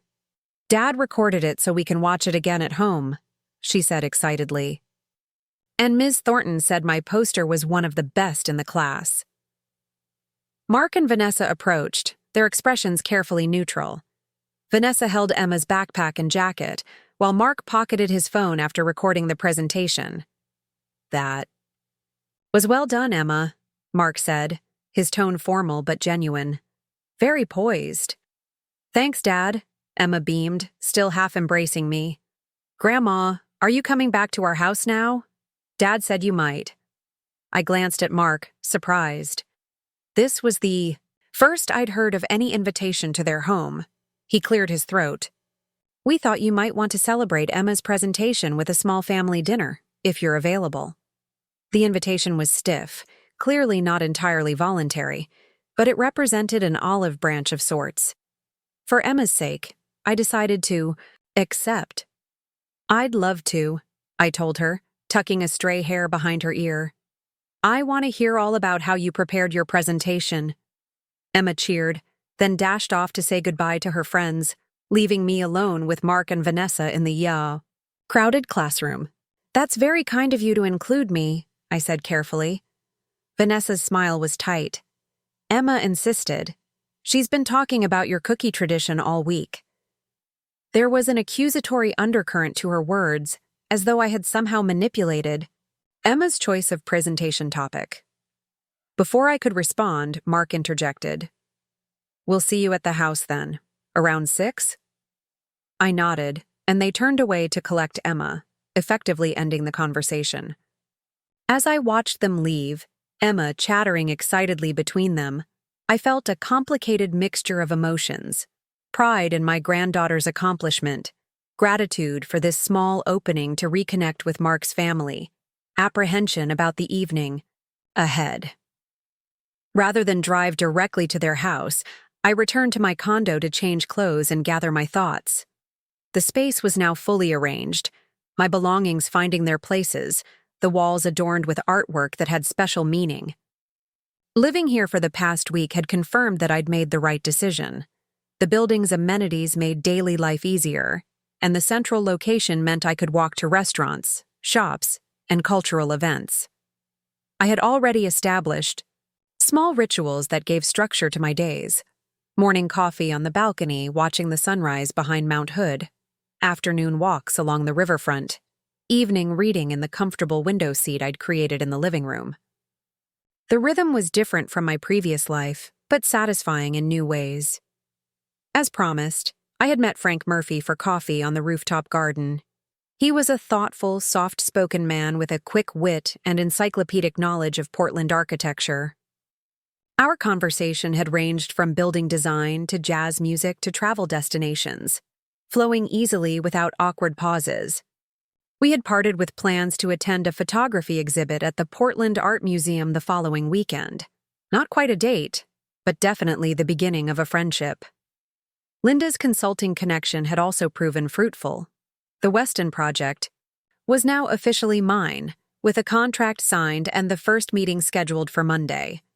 The work would be challenging, but on my terms: no office politics, no demanding corporate hours, just the pure satisfaction of strategic problem-solving. As I changed into a casual but elegant outfit for dinner at Mark's, I reflected on how much had shifted in just a few weeks. The shock of job loss had transformed into an unexpected opportunity to redefine my life. Whatever tensions existed with Mark, I was determined to navigate them with grace while maintaining the boundaries I'd established. I arrived at Mark and Vanessa's house precisely at 6, bearing a small gift for Emma, a children's cookbook featuring international cookie recipes with a note promising we would try some together. Tyler opened the door, his face lighting up when he saw me. "Grandma, did you see Emma's presentation? She practiced it 1,000,000 times, and Dad said she was the best one." I stepped inside, embracing him. "I did see it, and she was wonderful. How are you doing, buddy? How's the chess tournament going?" Tyler launched into an enthusiastic account of his latest chess victories as he led me into the kitchen, where Emma was setting the table while Vanessa prepared dinner. The scene appeared deceptively normal, a family evening like countless others, before our relationship had fractured. "Margaret," Vanessa acknowledged me with a nod, her tone neither warm nor openly hostile. "Emma, please get the water glasses." Emma hugged me quickly before returning to her task, proudly showing me how she had folded the napkins into fancy shapes she'd learned from a YouTube video. Tyler continued his chess narrative, barely pausing for breath, while Vanessa moved efficiently around the kitchen, checking the oven, stirring something on the stove. Mark entered from his home office, tablet in hand, still reviewing work documents. He looked up, noticing me. "Mom, glad you could make it." His greeting was perfunctory, but not unkind. "Kids, wash up for dinner, please." The children scampered off to the bathroom, leaving the adults in an awkward silence. I offered to help with final dinner preparations, which Vanessa declined with a tight smile, suggesting I take a seat at the table instead. Mark poured wine without asking if I wanted any, setting a glass at my place before taking his own seat. When the children returned, dinner proceeded with surprising smoothness, the conversation dominated by Emma's excitement about her successful presentation and Tyler's upcoming science project on solar energy. Mark and Vanessa spoke directly to me only when necessary, addressing most of their comments to the children, but the atmosphere remained civil. It was during dessert, store-bought pie that Vanessa served with unnecessary commentary about her busy schedule leaving no time for homemade baking, that Mark finally addressed our situation. "Emma," he said, setting down his fork, "why don't you and Tyler go play in the game room for a while? The adults need to talk." The children knew better than to argue with that tone. They excused themselves reluctantly, Emma casting a worried glance my way as they left the dining room. When their footsteps had receded up the stairs, Mark turned to me. "Let's be clear about something," he began, his voice low but intense. "This dinner doesn't mean we've resolved our differences. We're doing this for Emma's sake." I nodded, maintaining my composure. "I understand, and I appreciate you including me in celebrating her achievement." "Emma's presentation today," Vanessa interjected, "made it obvious how attached she is to you. We're concerned about how your choices might affect her emotionally." "My choice to live independently?" I clarified. "I don't see how that would negatively impact Emma. I'm still very much present in her life. Or I want to be." Mark's expression remained guarded. "When you rejected our offer to live here, you chose distance over family closeness. Emma doesn't understand that." "I didn't choose distance, Mark. I chose an appropriate living arrangement for myself while remaining actively involved with my grandchildren." "The point is," Vanessa continued as if I hadn't spoken, "the children need stability and consistent expectations. If you're going to remain part of their lives, we need certain assurances." The conversation was taking an unexpected turn. "What kind of assurances?" Mark leaned forward.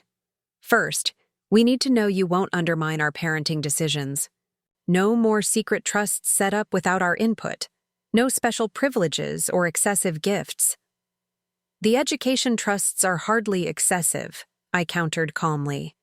"They're simply ensuring the children have resources for college, something I thought we all wanted."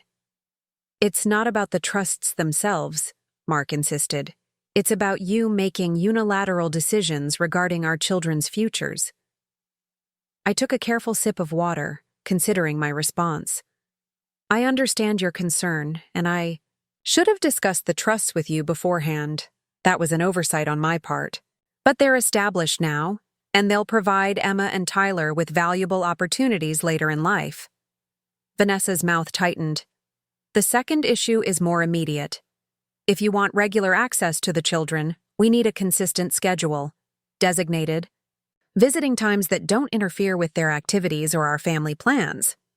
The phrasing, "access to the children, designated visiting times," sounded disturbingly like divorce proceedings, as though I were a non-custodial parent rather than their grandmother. "That seems unnecessarily formal," I said carefully. "I've always been flexible about seeing the children when it works for everyone's schedule." "Things are different now," Mark stated flatly. "You've chosen a separate life. That requires more structure." I recognized the underlying message. This was punishment for my independence, a way to exert control where they still could. But fighting would only hurt Emma and Tyler. "What kind of schedule did you have in mind?" I asked, maintaining a neutral tone. Mark outlined their proposal.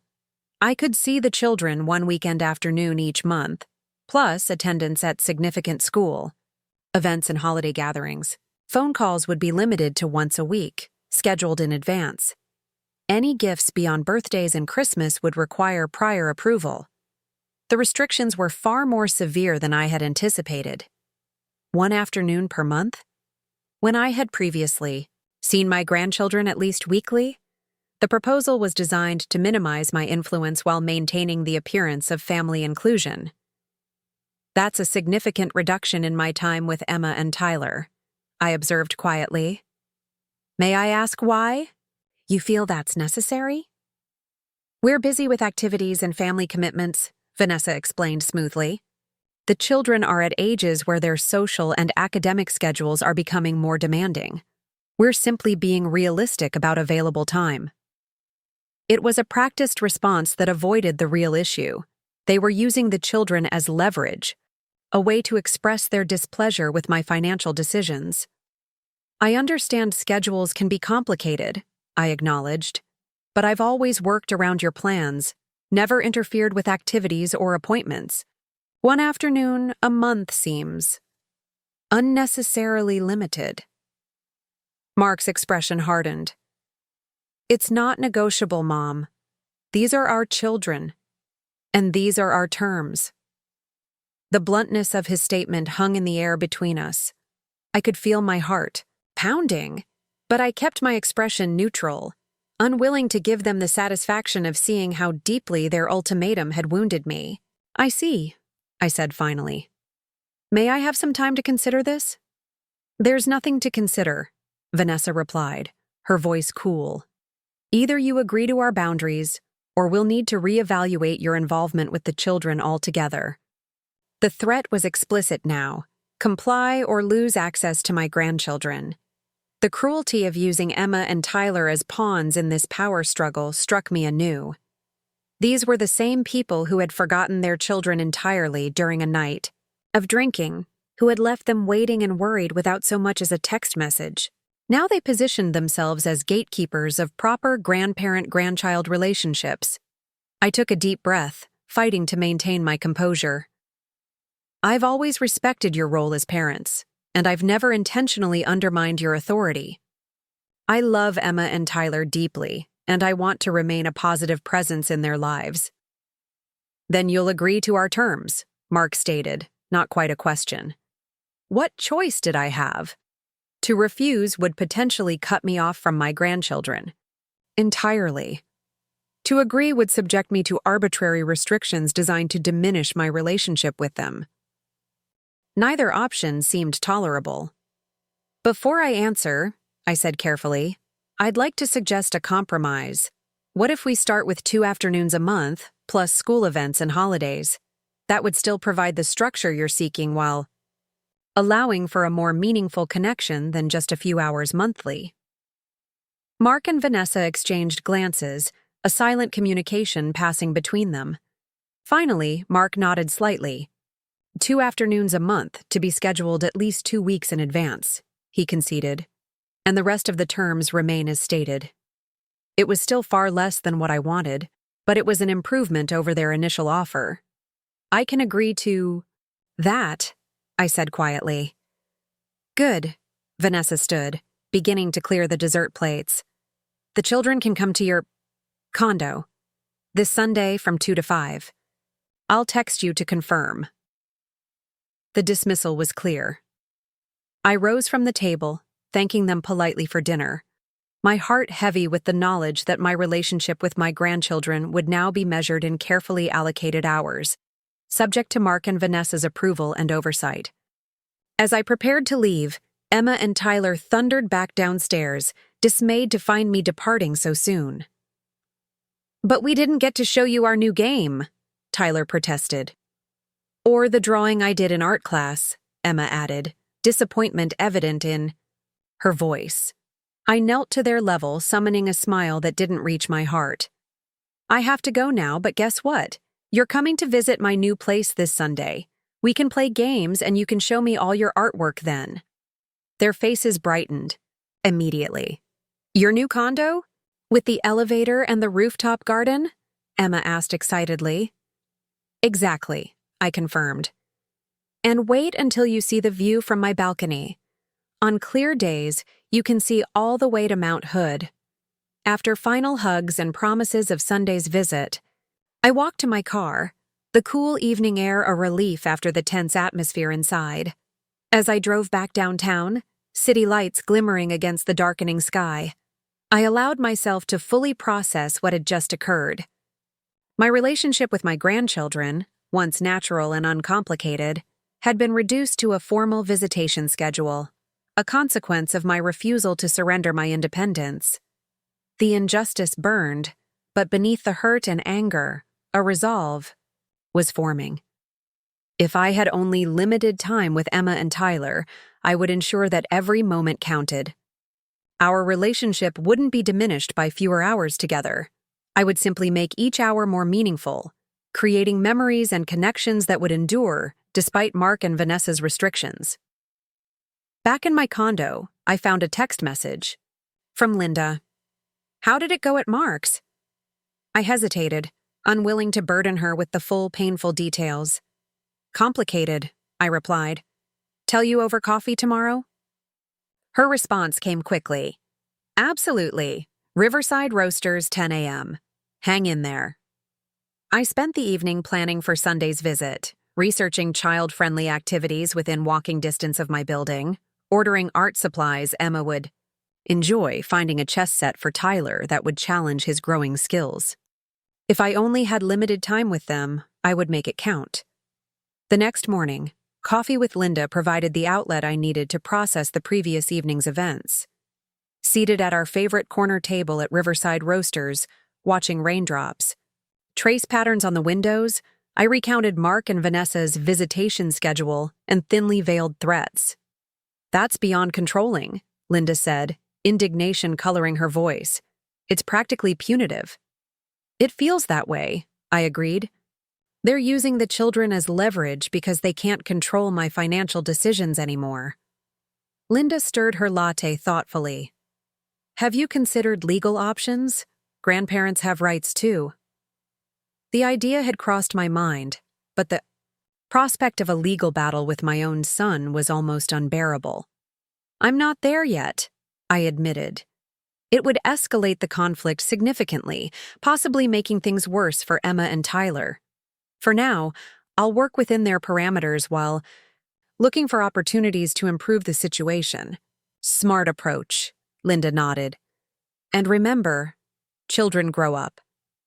Emma and Tyler will eventually form their own opinions about this situation, independent of their parents' narrative." It was a comforting thought that one day, my grandchildren would be old enough to maintain our relationship on their own terms, without Mark and Vanessa's interference. But that day was years away, and in the meantime, I had to navigate these turbulent waters carefully. Our conversation shifted to more pleasant topics: Linda's new consulting project, my upcoming coffee with Frank, a photography exhibit opening at the Portland Art Museum. The normalcy was restorative, a reminder that while one aspect of my life had become painfully complicated, other areas were flourishing. After coffee, I wandered through a nearby bookstore, selecting novels for my newfound reading time, and a few special books to keep at the condo for Emma and Tyler's visits. The simple act of choosing stories they would enjoy, imagining their reactions to particular characters or plot lines, soothed my wounded spirit. As I browsed, my phone buzzed with a text from Raymond Chen. "Checking in. How are you settling into the new place? Still want me to connect you with that estate attorney?"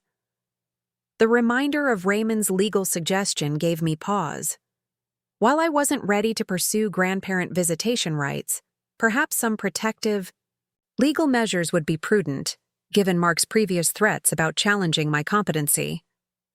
"Settled in well," I replied. "And yes, attorney connection would be helpful. Precautionary measures only at this point." Raymond's response was, "Immediate. We'll send contact info today. Smart to be prepared." I completed my shopping and headed back to the condo, the bag of books a pleasant weight against my side.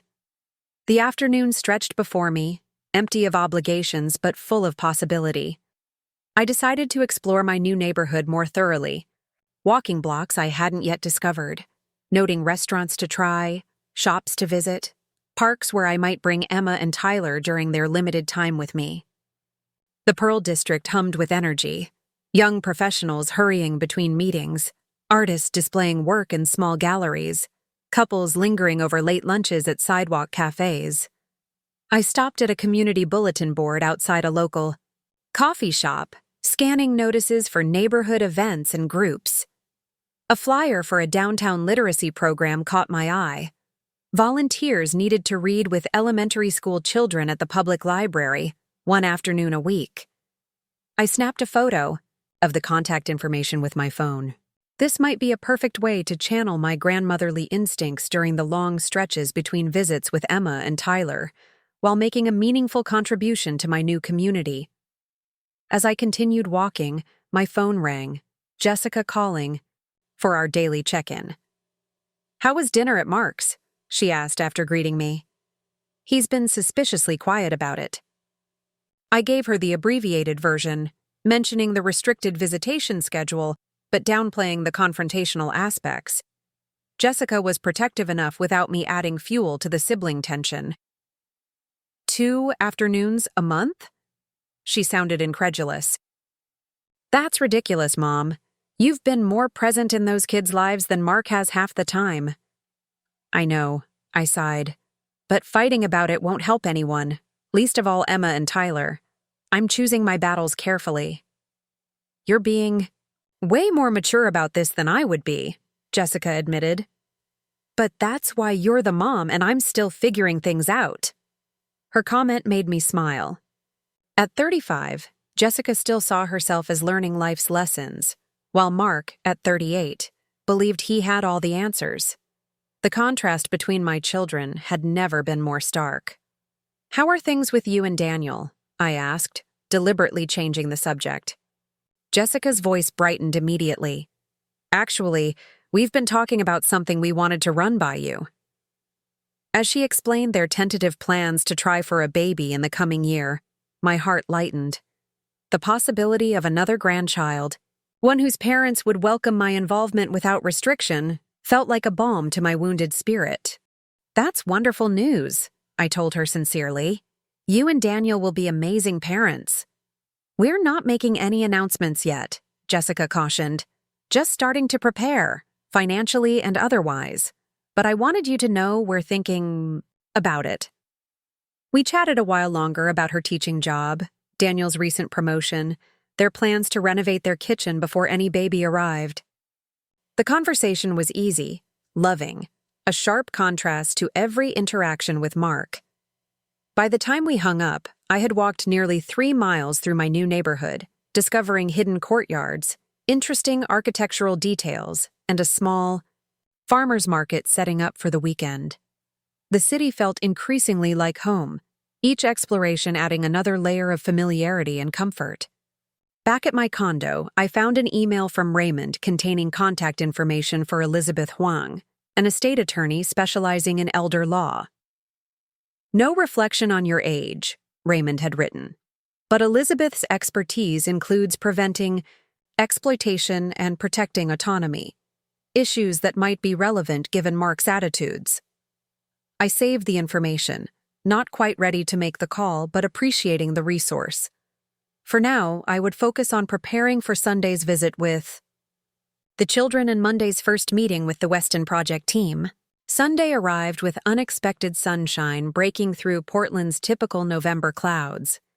I had spent the previous day preparing for Emma and Tyler's visit, stocking their favorite snacks, setting up an art corner for Emma, ensuring the chess set was prominently displayed for Tyler. I'd even arranged small welcome baskets for each of them, filled with books, games, and small treasures I thought they'd enjoy. At precisely 2 o'clock, the concierge called to announce their arrival. Moments later, the elevator doors opened, and Emma and Tyler burst into the hallway, followed by Vanessa, whose tight expression suggested she'd rather be anywhere else. "Grandma!" Emma rushed toward me, wrapping her arms around my waist. "Your building has a doorman just like in the movies." Tyler was more interested in the elevator. "It has a glass wall so you can see everything as you go up. Can we ride it again before we leave?" I hugged them both, drinking in their excited energy, their familiar scents, the feeling of their small bodies against mine. "Of course we can ride the elevator again, and wait until you see the view from the balcony." Vanessa stood awkwardly at the threshold, making no move to enter. "I'll be back at 5, she said briskly. "Their emergency contacts and allergy information are in this folder." She handed me a manila envelope as though passing classified documents. "Thank you," I said, accepting the folder with more grace than I felt. "We'll have a wonderful afternoon." She bent to give the children perfunctory kisses on their foreheads. "Behave for Grandma. Remember, we have dinner plans tonight, so no excessive sugar." After Vanessa departed, the children explored the condo with unbridled curiosity, exclaiming over the window seat, "It's like a reading throne." The balcony, "I can see the whole world from here," and the small second bedroom I had set up with their interests in mind. "You have your own art studio?" Emma gasped, discovering the easel and art supplies arranged in the corner. "It's our art studio," I corrected gently, "for whenever you visit." Tyler had already discovered the chess set. "This looks different from the one at home," he observed, examining the carved wooden pieces. "It's hand-carved," I explained. "Each piece is unique. Your grandfather bought it in Italy before you were born." The next 3 hours passed in a blur of activity: art projects with Emma, chess games with Tyler, exploring the building's amenities, including the rooftop garden where we had an impromptu picnic with the snacks I'd prepared. The children were full of stories about school, friends, and activities, speaking in the rush of words that comes when you have too much to say and limited time to say it. I absorbed every detail, asking questions, listening attentively, storing memories of their animated faces and enthusiastic gestures. Despite the artificial constraints placed on our time together, the connection between us remained strong and genuine. All too soon, the clock approached 5, and we made our way back to the lobby to await Vanessa's arrival. As promised, we took an extra elevator ride, the children pressing their faces against the glass wall to watch the floor slip by. "Remember to thank your grandmother," Vanessa prompted as she arrived precisely at 5 o'clock, her expression suggesting she was mentally calculating whether I had exceeded my allotted time by even a minute. "Thank you, Grandma." Emma threw her arms around me one last time. "Can we bring our cookie cutters next time and make cookies here?" "Of course." "We can," I promised, smoothing her hair. "I'll make sure I have all the ingredients ready." Tyler offered a more reserved goodbye, having reached the age where public displays of affection were becoming self-consciously monitored, but he still permitted a quick hug. "Thanks for letting me beat you at chess," he whispered with a mischievous grin. "You won fair and square," I assured him. Though we both knew I'd offered minimal resistance to his strategic advances, Vanessa herded them toward the exit with practiced efficiency. "We need to get going. We have dinner reservations at 6. No acknowledgement of whether the children had enjoyed themselves, no questions about our afternoon together, not even the basic courtesy of asking how I was settling into my new home. Just the implicit reminder that their real life, the important life, was continuing elsewhere, and my role was merely a scheduled interlude.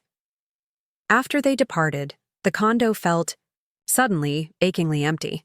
The evidence of the children's presence remained: Emma's watercolor painting drying on the counter, the chess pieces still arranged mid-game, crumbs from our rooftop picnic scattered across the dining table. But the vibrant energy they brought had vanished with them.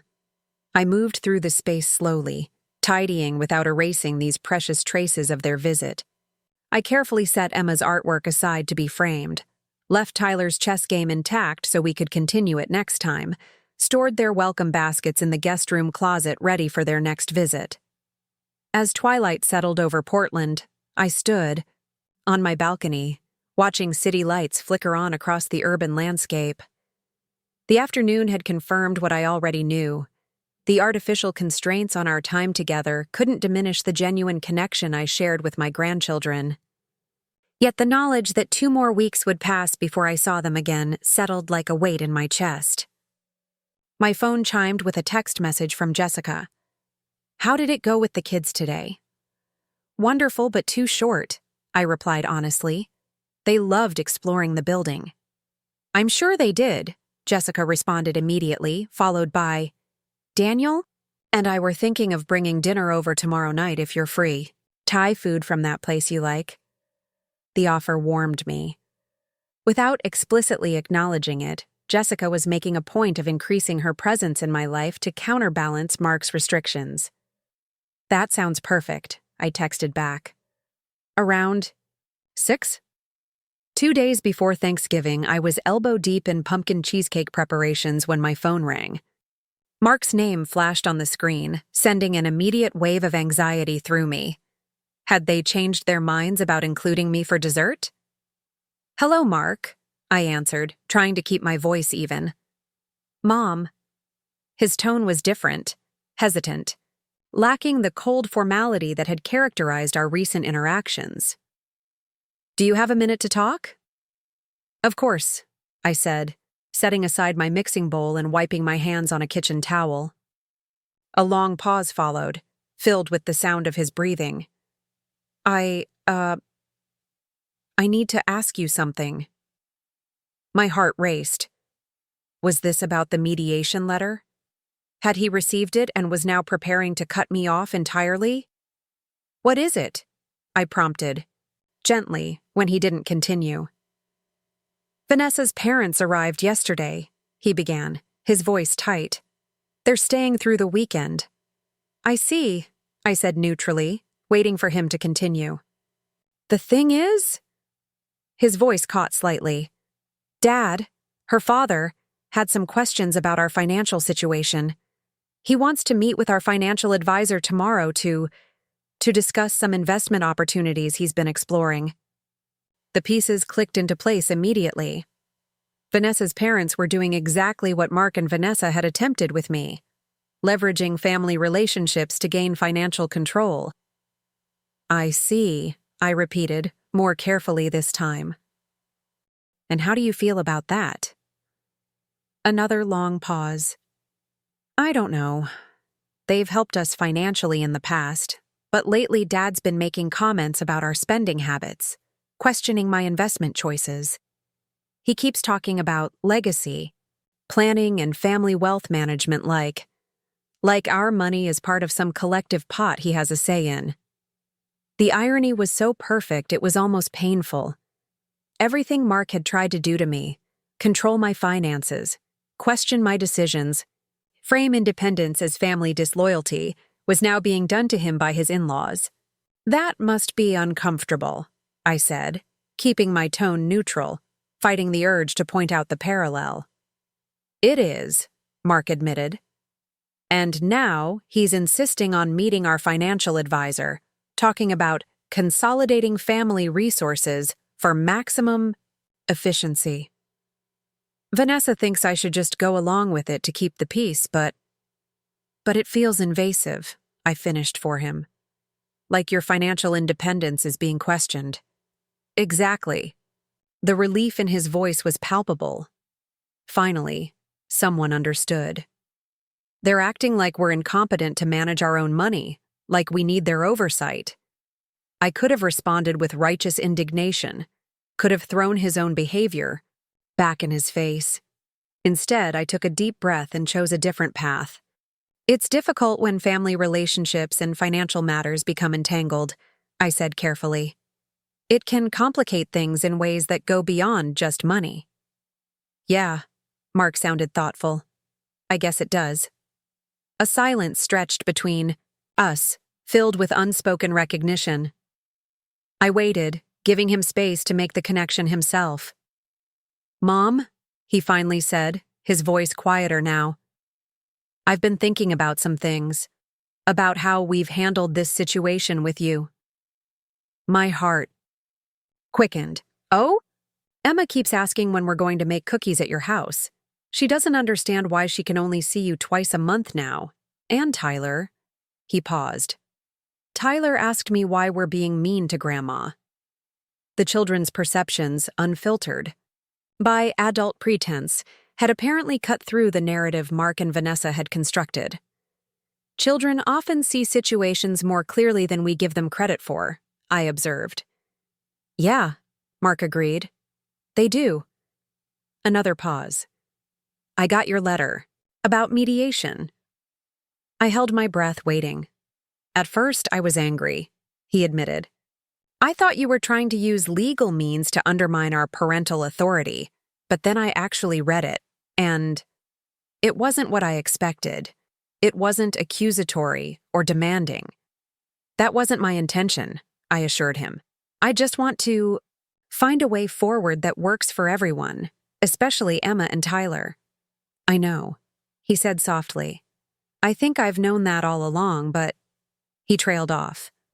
But what, Mark? But when you didn't do what we expected, when you chose independence, instead of moving in with us, it felt like rejection. And then when we found out about the insurance policy, it felt like you'd been keeping secrets, like you didn't trust us. It was the most honest he'd been since this entire situation began. I chose my words carefully. I never intended it as rejection, Mark. I simply needed to make choices that were right for me at this stage of my life. And the insurance policy was private because your father and I always kept our finances separate from our relationships with you and Jessica. It wasn't about trust. It was about boundaries. Boundaries, he repeated, as if testing the word. That's what I'm struggling with now, where the boundaries should be with Vanessa's parents. I allowed myself a small smile, grateful he couldn't see it through the phone. Setting healthy boundaries can be challenging, especially with family. But they're necessary for relationships to remain respectful and balanced.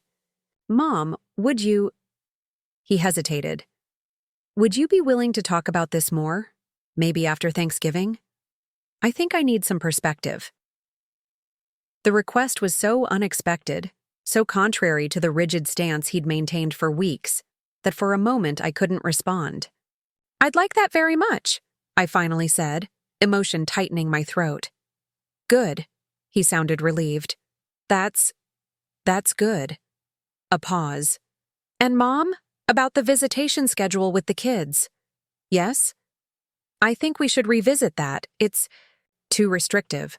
The kids miss you, and this arbitrary limitation isn't helping anyone. Tears pricked at my eyes. I miss them too. Every day. I know, he said softly. I know you do. I heard voices in the background. I have to go. Vanessa's dad is calling for me. But we'll talk more at Thanksgiving, okay? Okay, I agreed. I'll see you then. After we hung up, I stood in my kitchen, hands still dusted with graham cracker crumbs from the cheesecake crust, trying to process what had just happened. Mark's perspective had shifted. Not completely, not permanently perhaps, but significantly. And it had happened not because of my arguments or legal pressures, but because he was experiencing firsthand what it felt like to have his financial autonomy questioned by family members who felt entitled to control. Sometimes understanding requires walking in another's shoes, feeling the pinch where they feel it, recognizing the discomfort they've experienced. Mark was finally beginning to understand what he had put me through, not through my explanation, but through his own parallel experience. I returned to my cheesecake preparation with lighter spirits and a cautious hope. The path forward wasn't clear yet, but a door had opened that had seemed firmly closed just hours before. Thanksgiving evening, I arrived at Mark and Vanessa's, home precisely at 7, bearing 3 pumpkin cheesecakes and a carefully wrapped gift for each of the children. Vanessa's mother, a rail-thin woman with perfectly coiffed silver hair and shrewd eyes, answered the door with the practiced smile of someone accustomed to maintaining social appearances. "You must be Margaret," she said, assessing me with a quick up-and-down glance. "I'm Eleanor Henderson. We've heard so much about you." Her tone made me wonder exactly what they'd heard, but I matched her social smile with one of my own. "Lovely to meet you. Thank you for including me this evening." The living room was arranged for post-dinner coffee and dessert, with Vanessa fussing over place settings while her father, a distinguished-looking man with the same calculating eyes as his daughter, held court from the armchair, lecturing Mark about some financial matter. The children, still in their Thanksgiving finery but showing signs of a long day's confinement, brightened immediately when they spotted me. "Grandma!" Emma rushed over, throwing her arms around my waist. "You brought the cheesecakes. Did you think I'd forget?" I hugged her tightly, savoring the moment. Tyler approached more sedately but with equal enthusiasm. Dad said you might teach me that chess move you mentioned last time. Absolutely, I promised. Next time you visit. Mark extricated himself from his father-in-law's monologue to greet me, his expression cautiously warm. Happy Thanksgiving, Mom. Thanks for coming. The subtle emphasis on thanks communicated that he recognized the situation's awkwardness and appreciated my graciousness in accepting the limited invitation. Vanessa's welcome was more perfunctory, her attention clearly divided between hosting duties and monitoring her parents' reaction to my presence. The cheesecakes can go on the sideboard, she directed, barely making eye contact. Dinner had evidently been a formal affair. The dining room still visible through the archway showed a table set with Vanessa's best china, crystal glasses at each place setting, elaborate floral arrangements creating an impressive tablescape. My exclusion from that portion of the celebration stung afresh, but I pushed the feeling aside, focusing instead on the children's excitement about dessert and Mark's subtle signals that our earlier conversation had genuinely shifted something in his perspective. As Vanessa served coffee and I began cutting the cheesecakes, her father, Gordon, addressed me directly for the first time. So, Margaret, Mark tells me you recently sold your home in Lake Oswego. Downsizing for retirement? The question seemed innocent enough, but there was an undertone I recognized immediately, the same probing for financial vulnerabilities that Mark had attempted with me. A change of lifestyle more than downsizing, I replied pleasantly. I wanted a place in the heart of the city, close to cultural amenities and with less maintenance. Sensible approach, Gordon nodded approvingly. Though real estate is generally a better long-term investment than renting. You keep the property in the family, pass it down to the next generation. I purchased rather than rented, I clarified, accepting a coffee cup from Vanessa.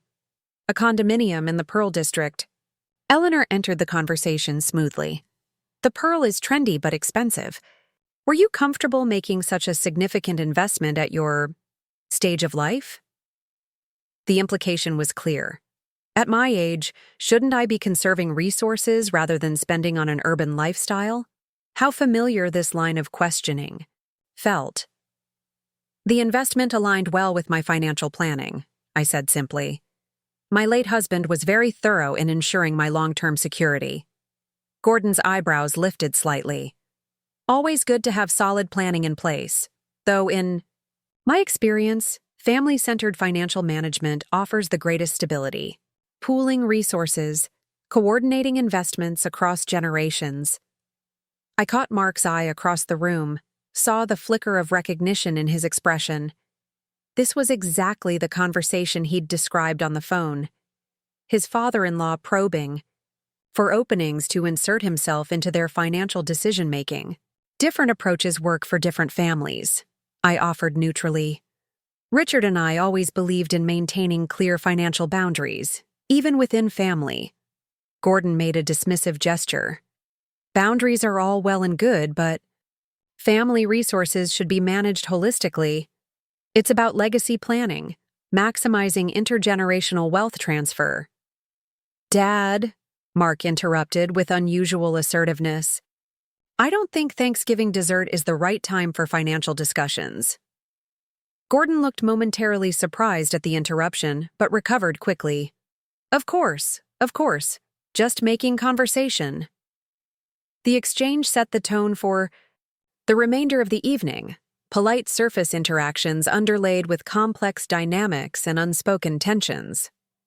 Vanessa's parents clearly viewed family relationships through a lens of financial control and obligation, an approach they had instilled in their daughter and expected Mark to accept without question. I focused my attention on Emma and Tyler, listening to their animated descriptions of school projects and activities, asking questions that drew them out further. Vanessa hovered anxiously, as though concerned I might say something inappropriate, while her parents observed with the detached interest of anthropologists studying an unfamiliar social ritual.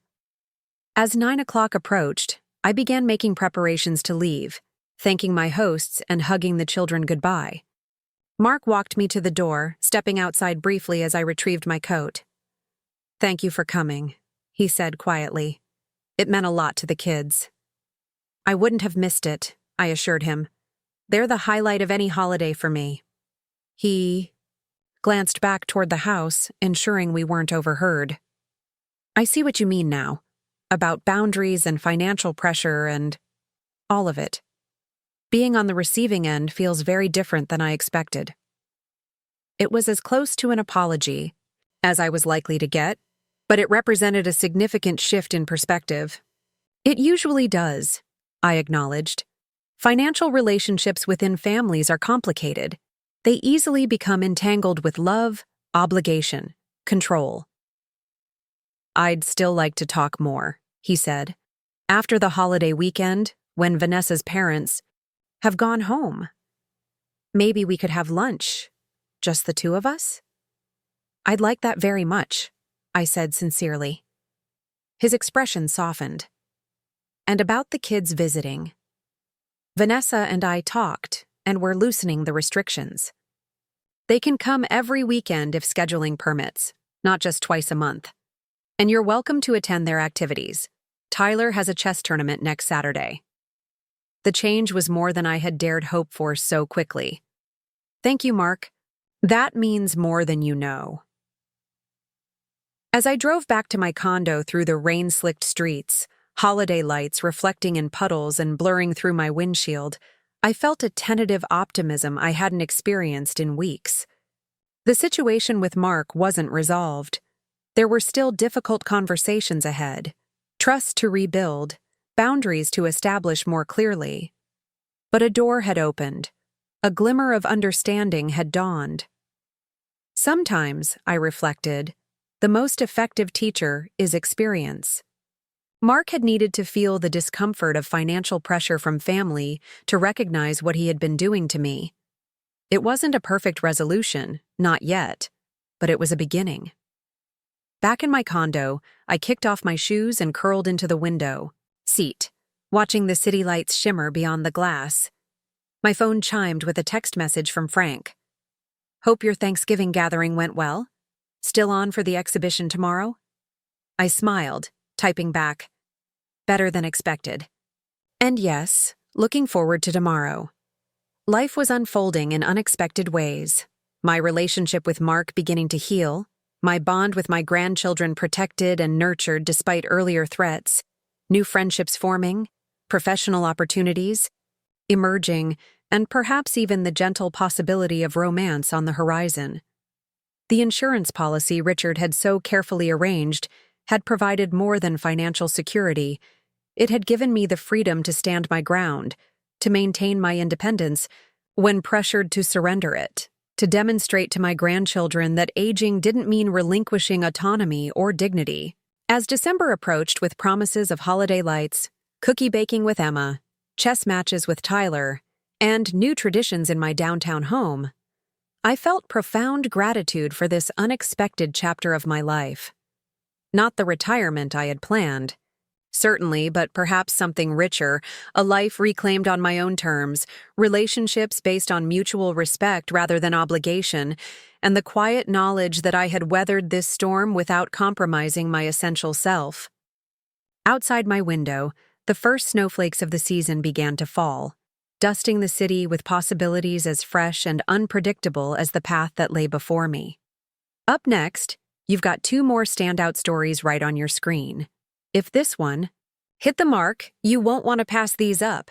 Just click and check them out.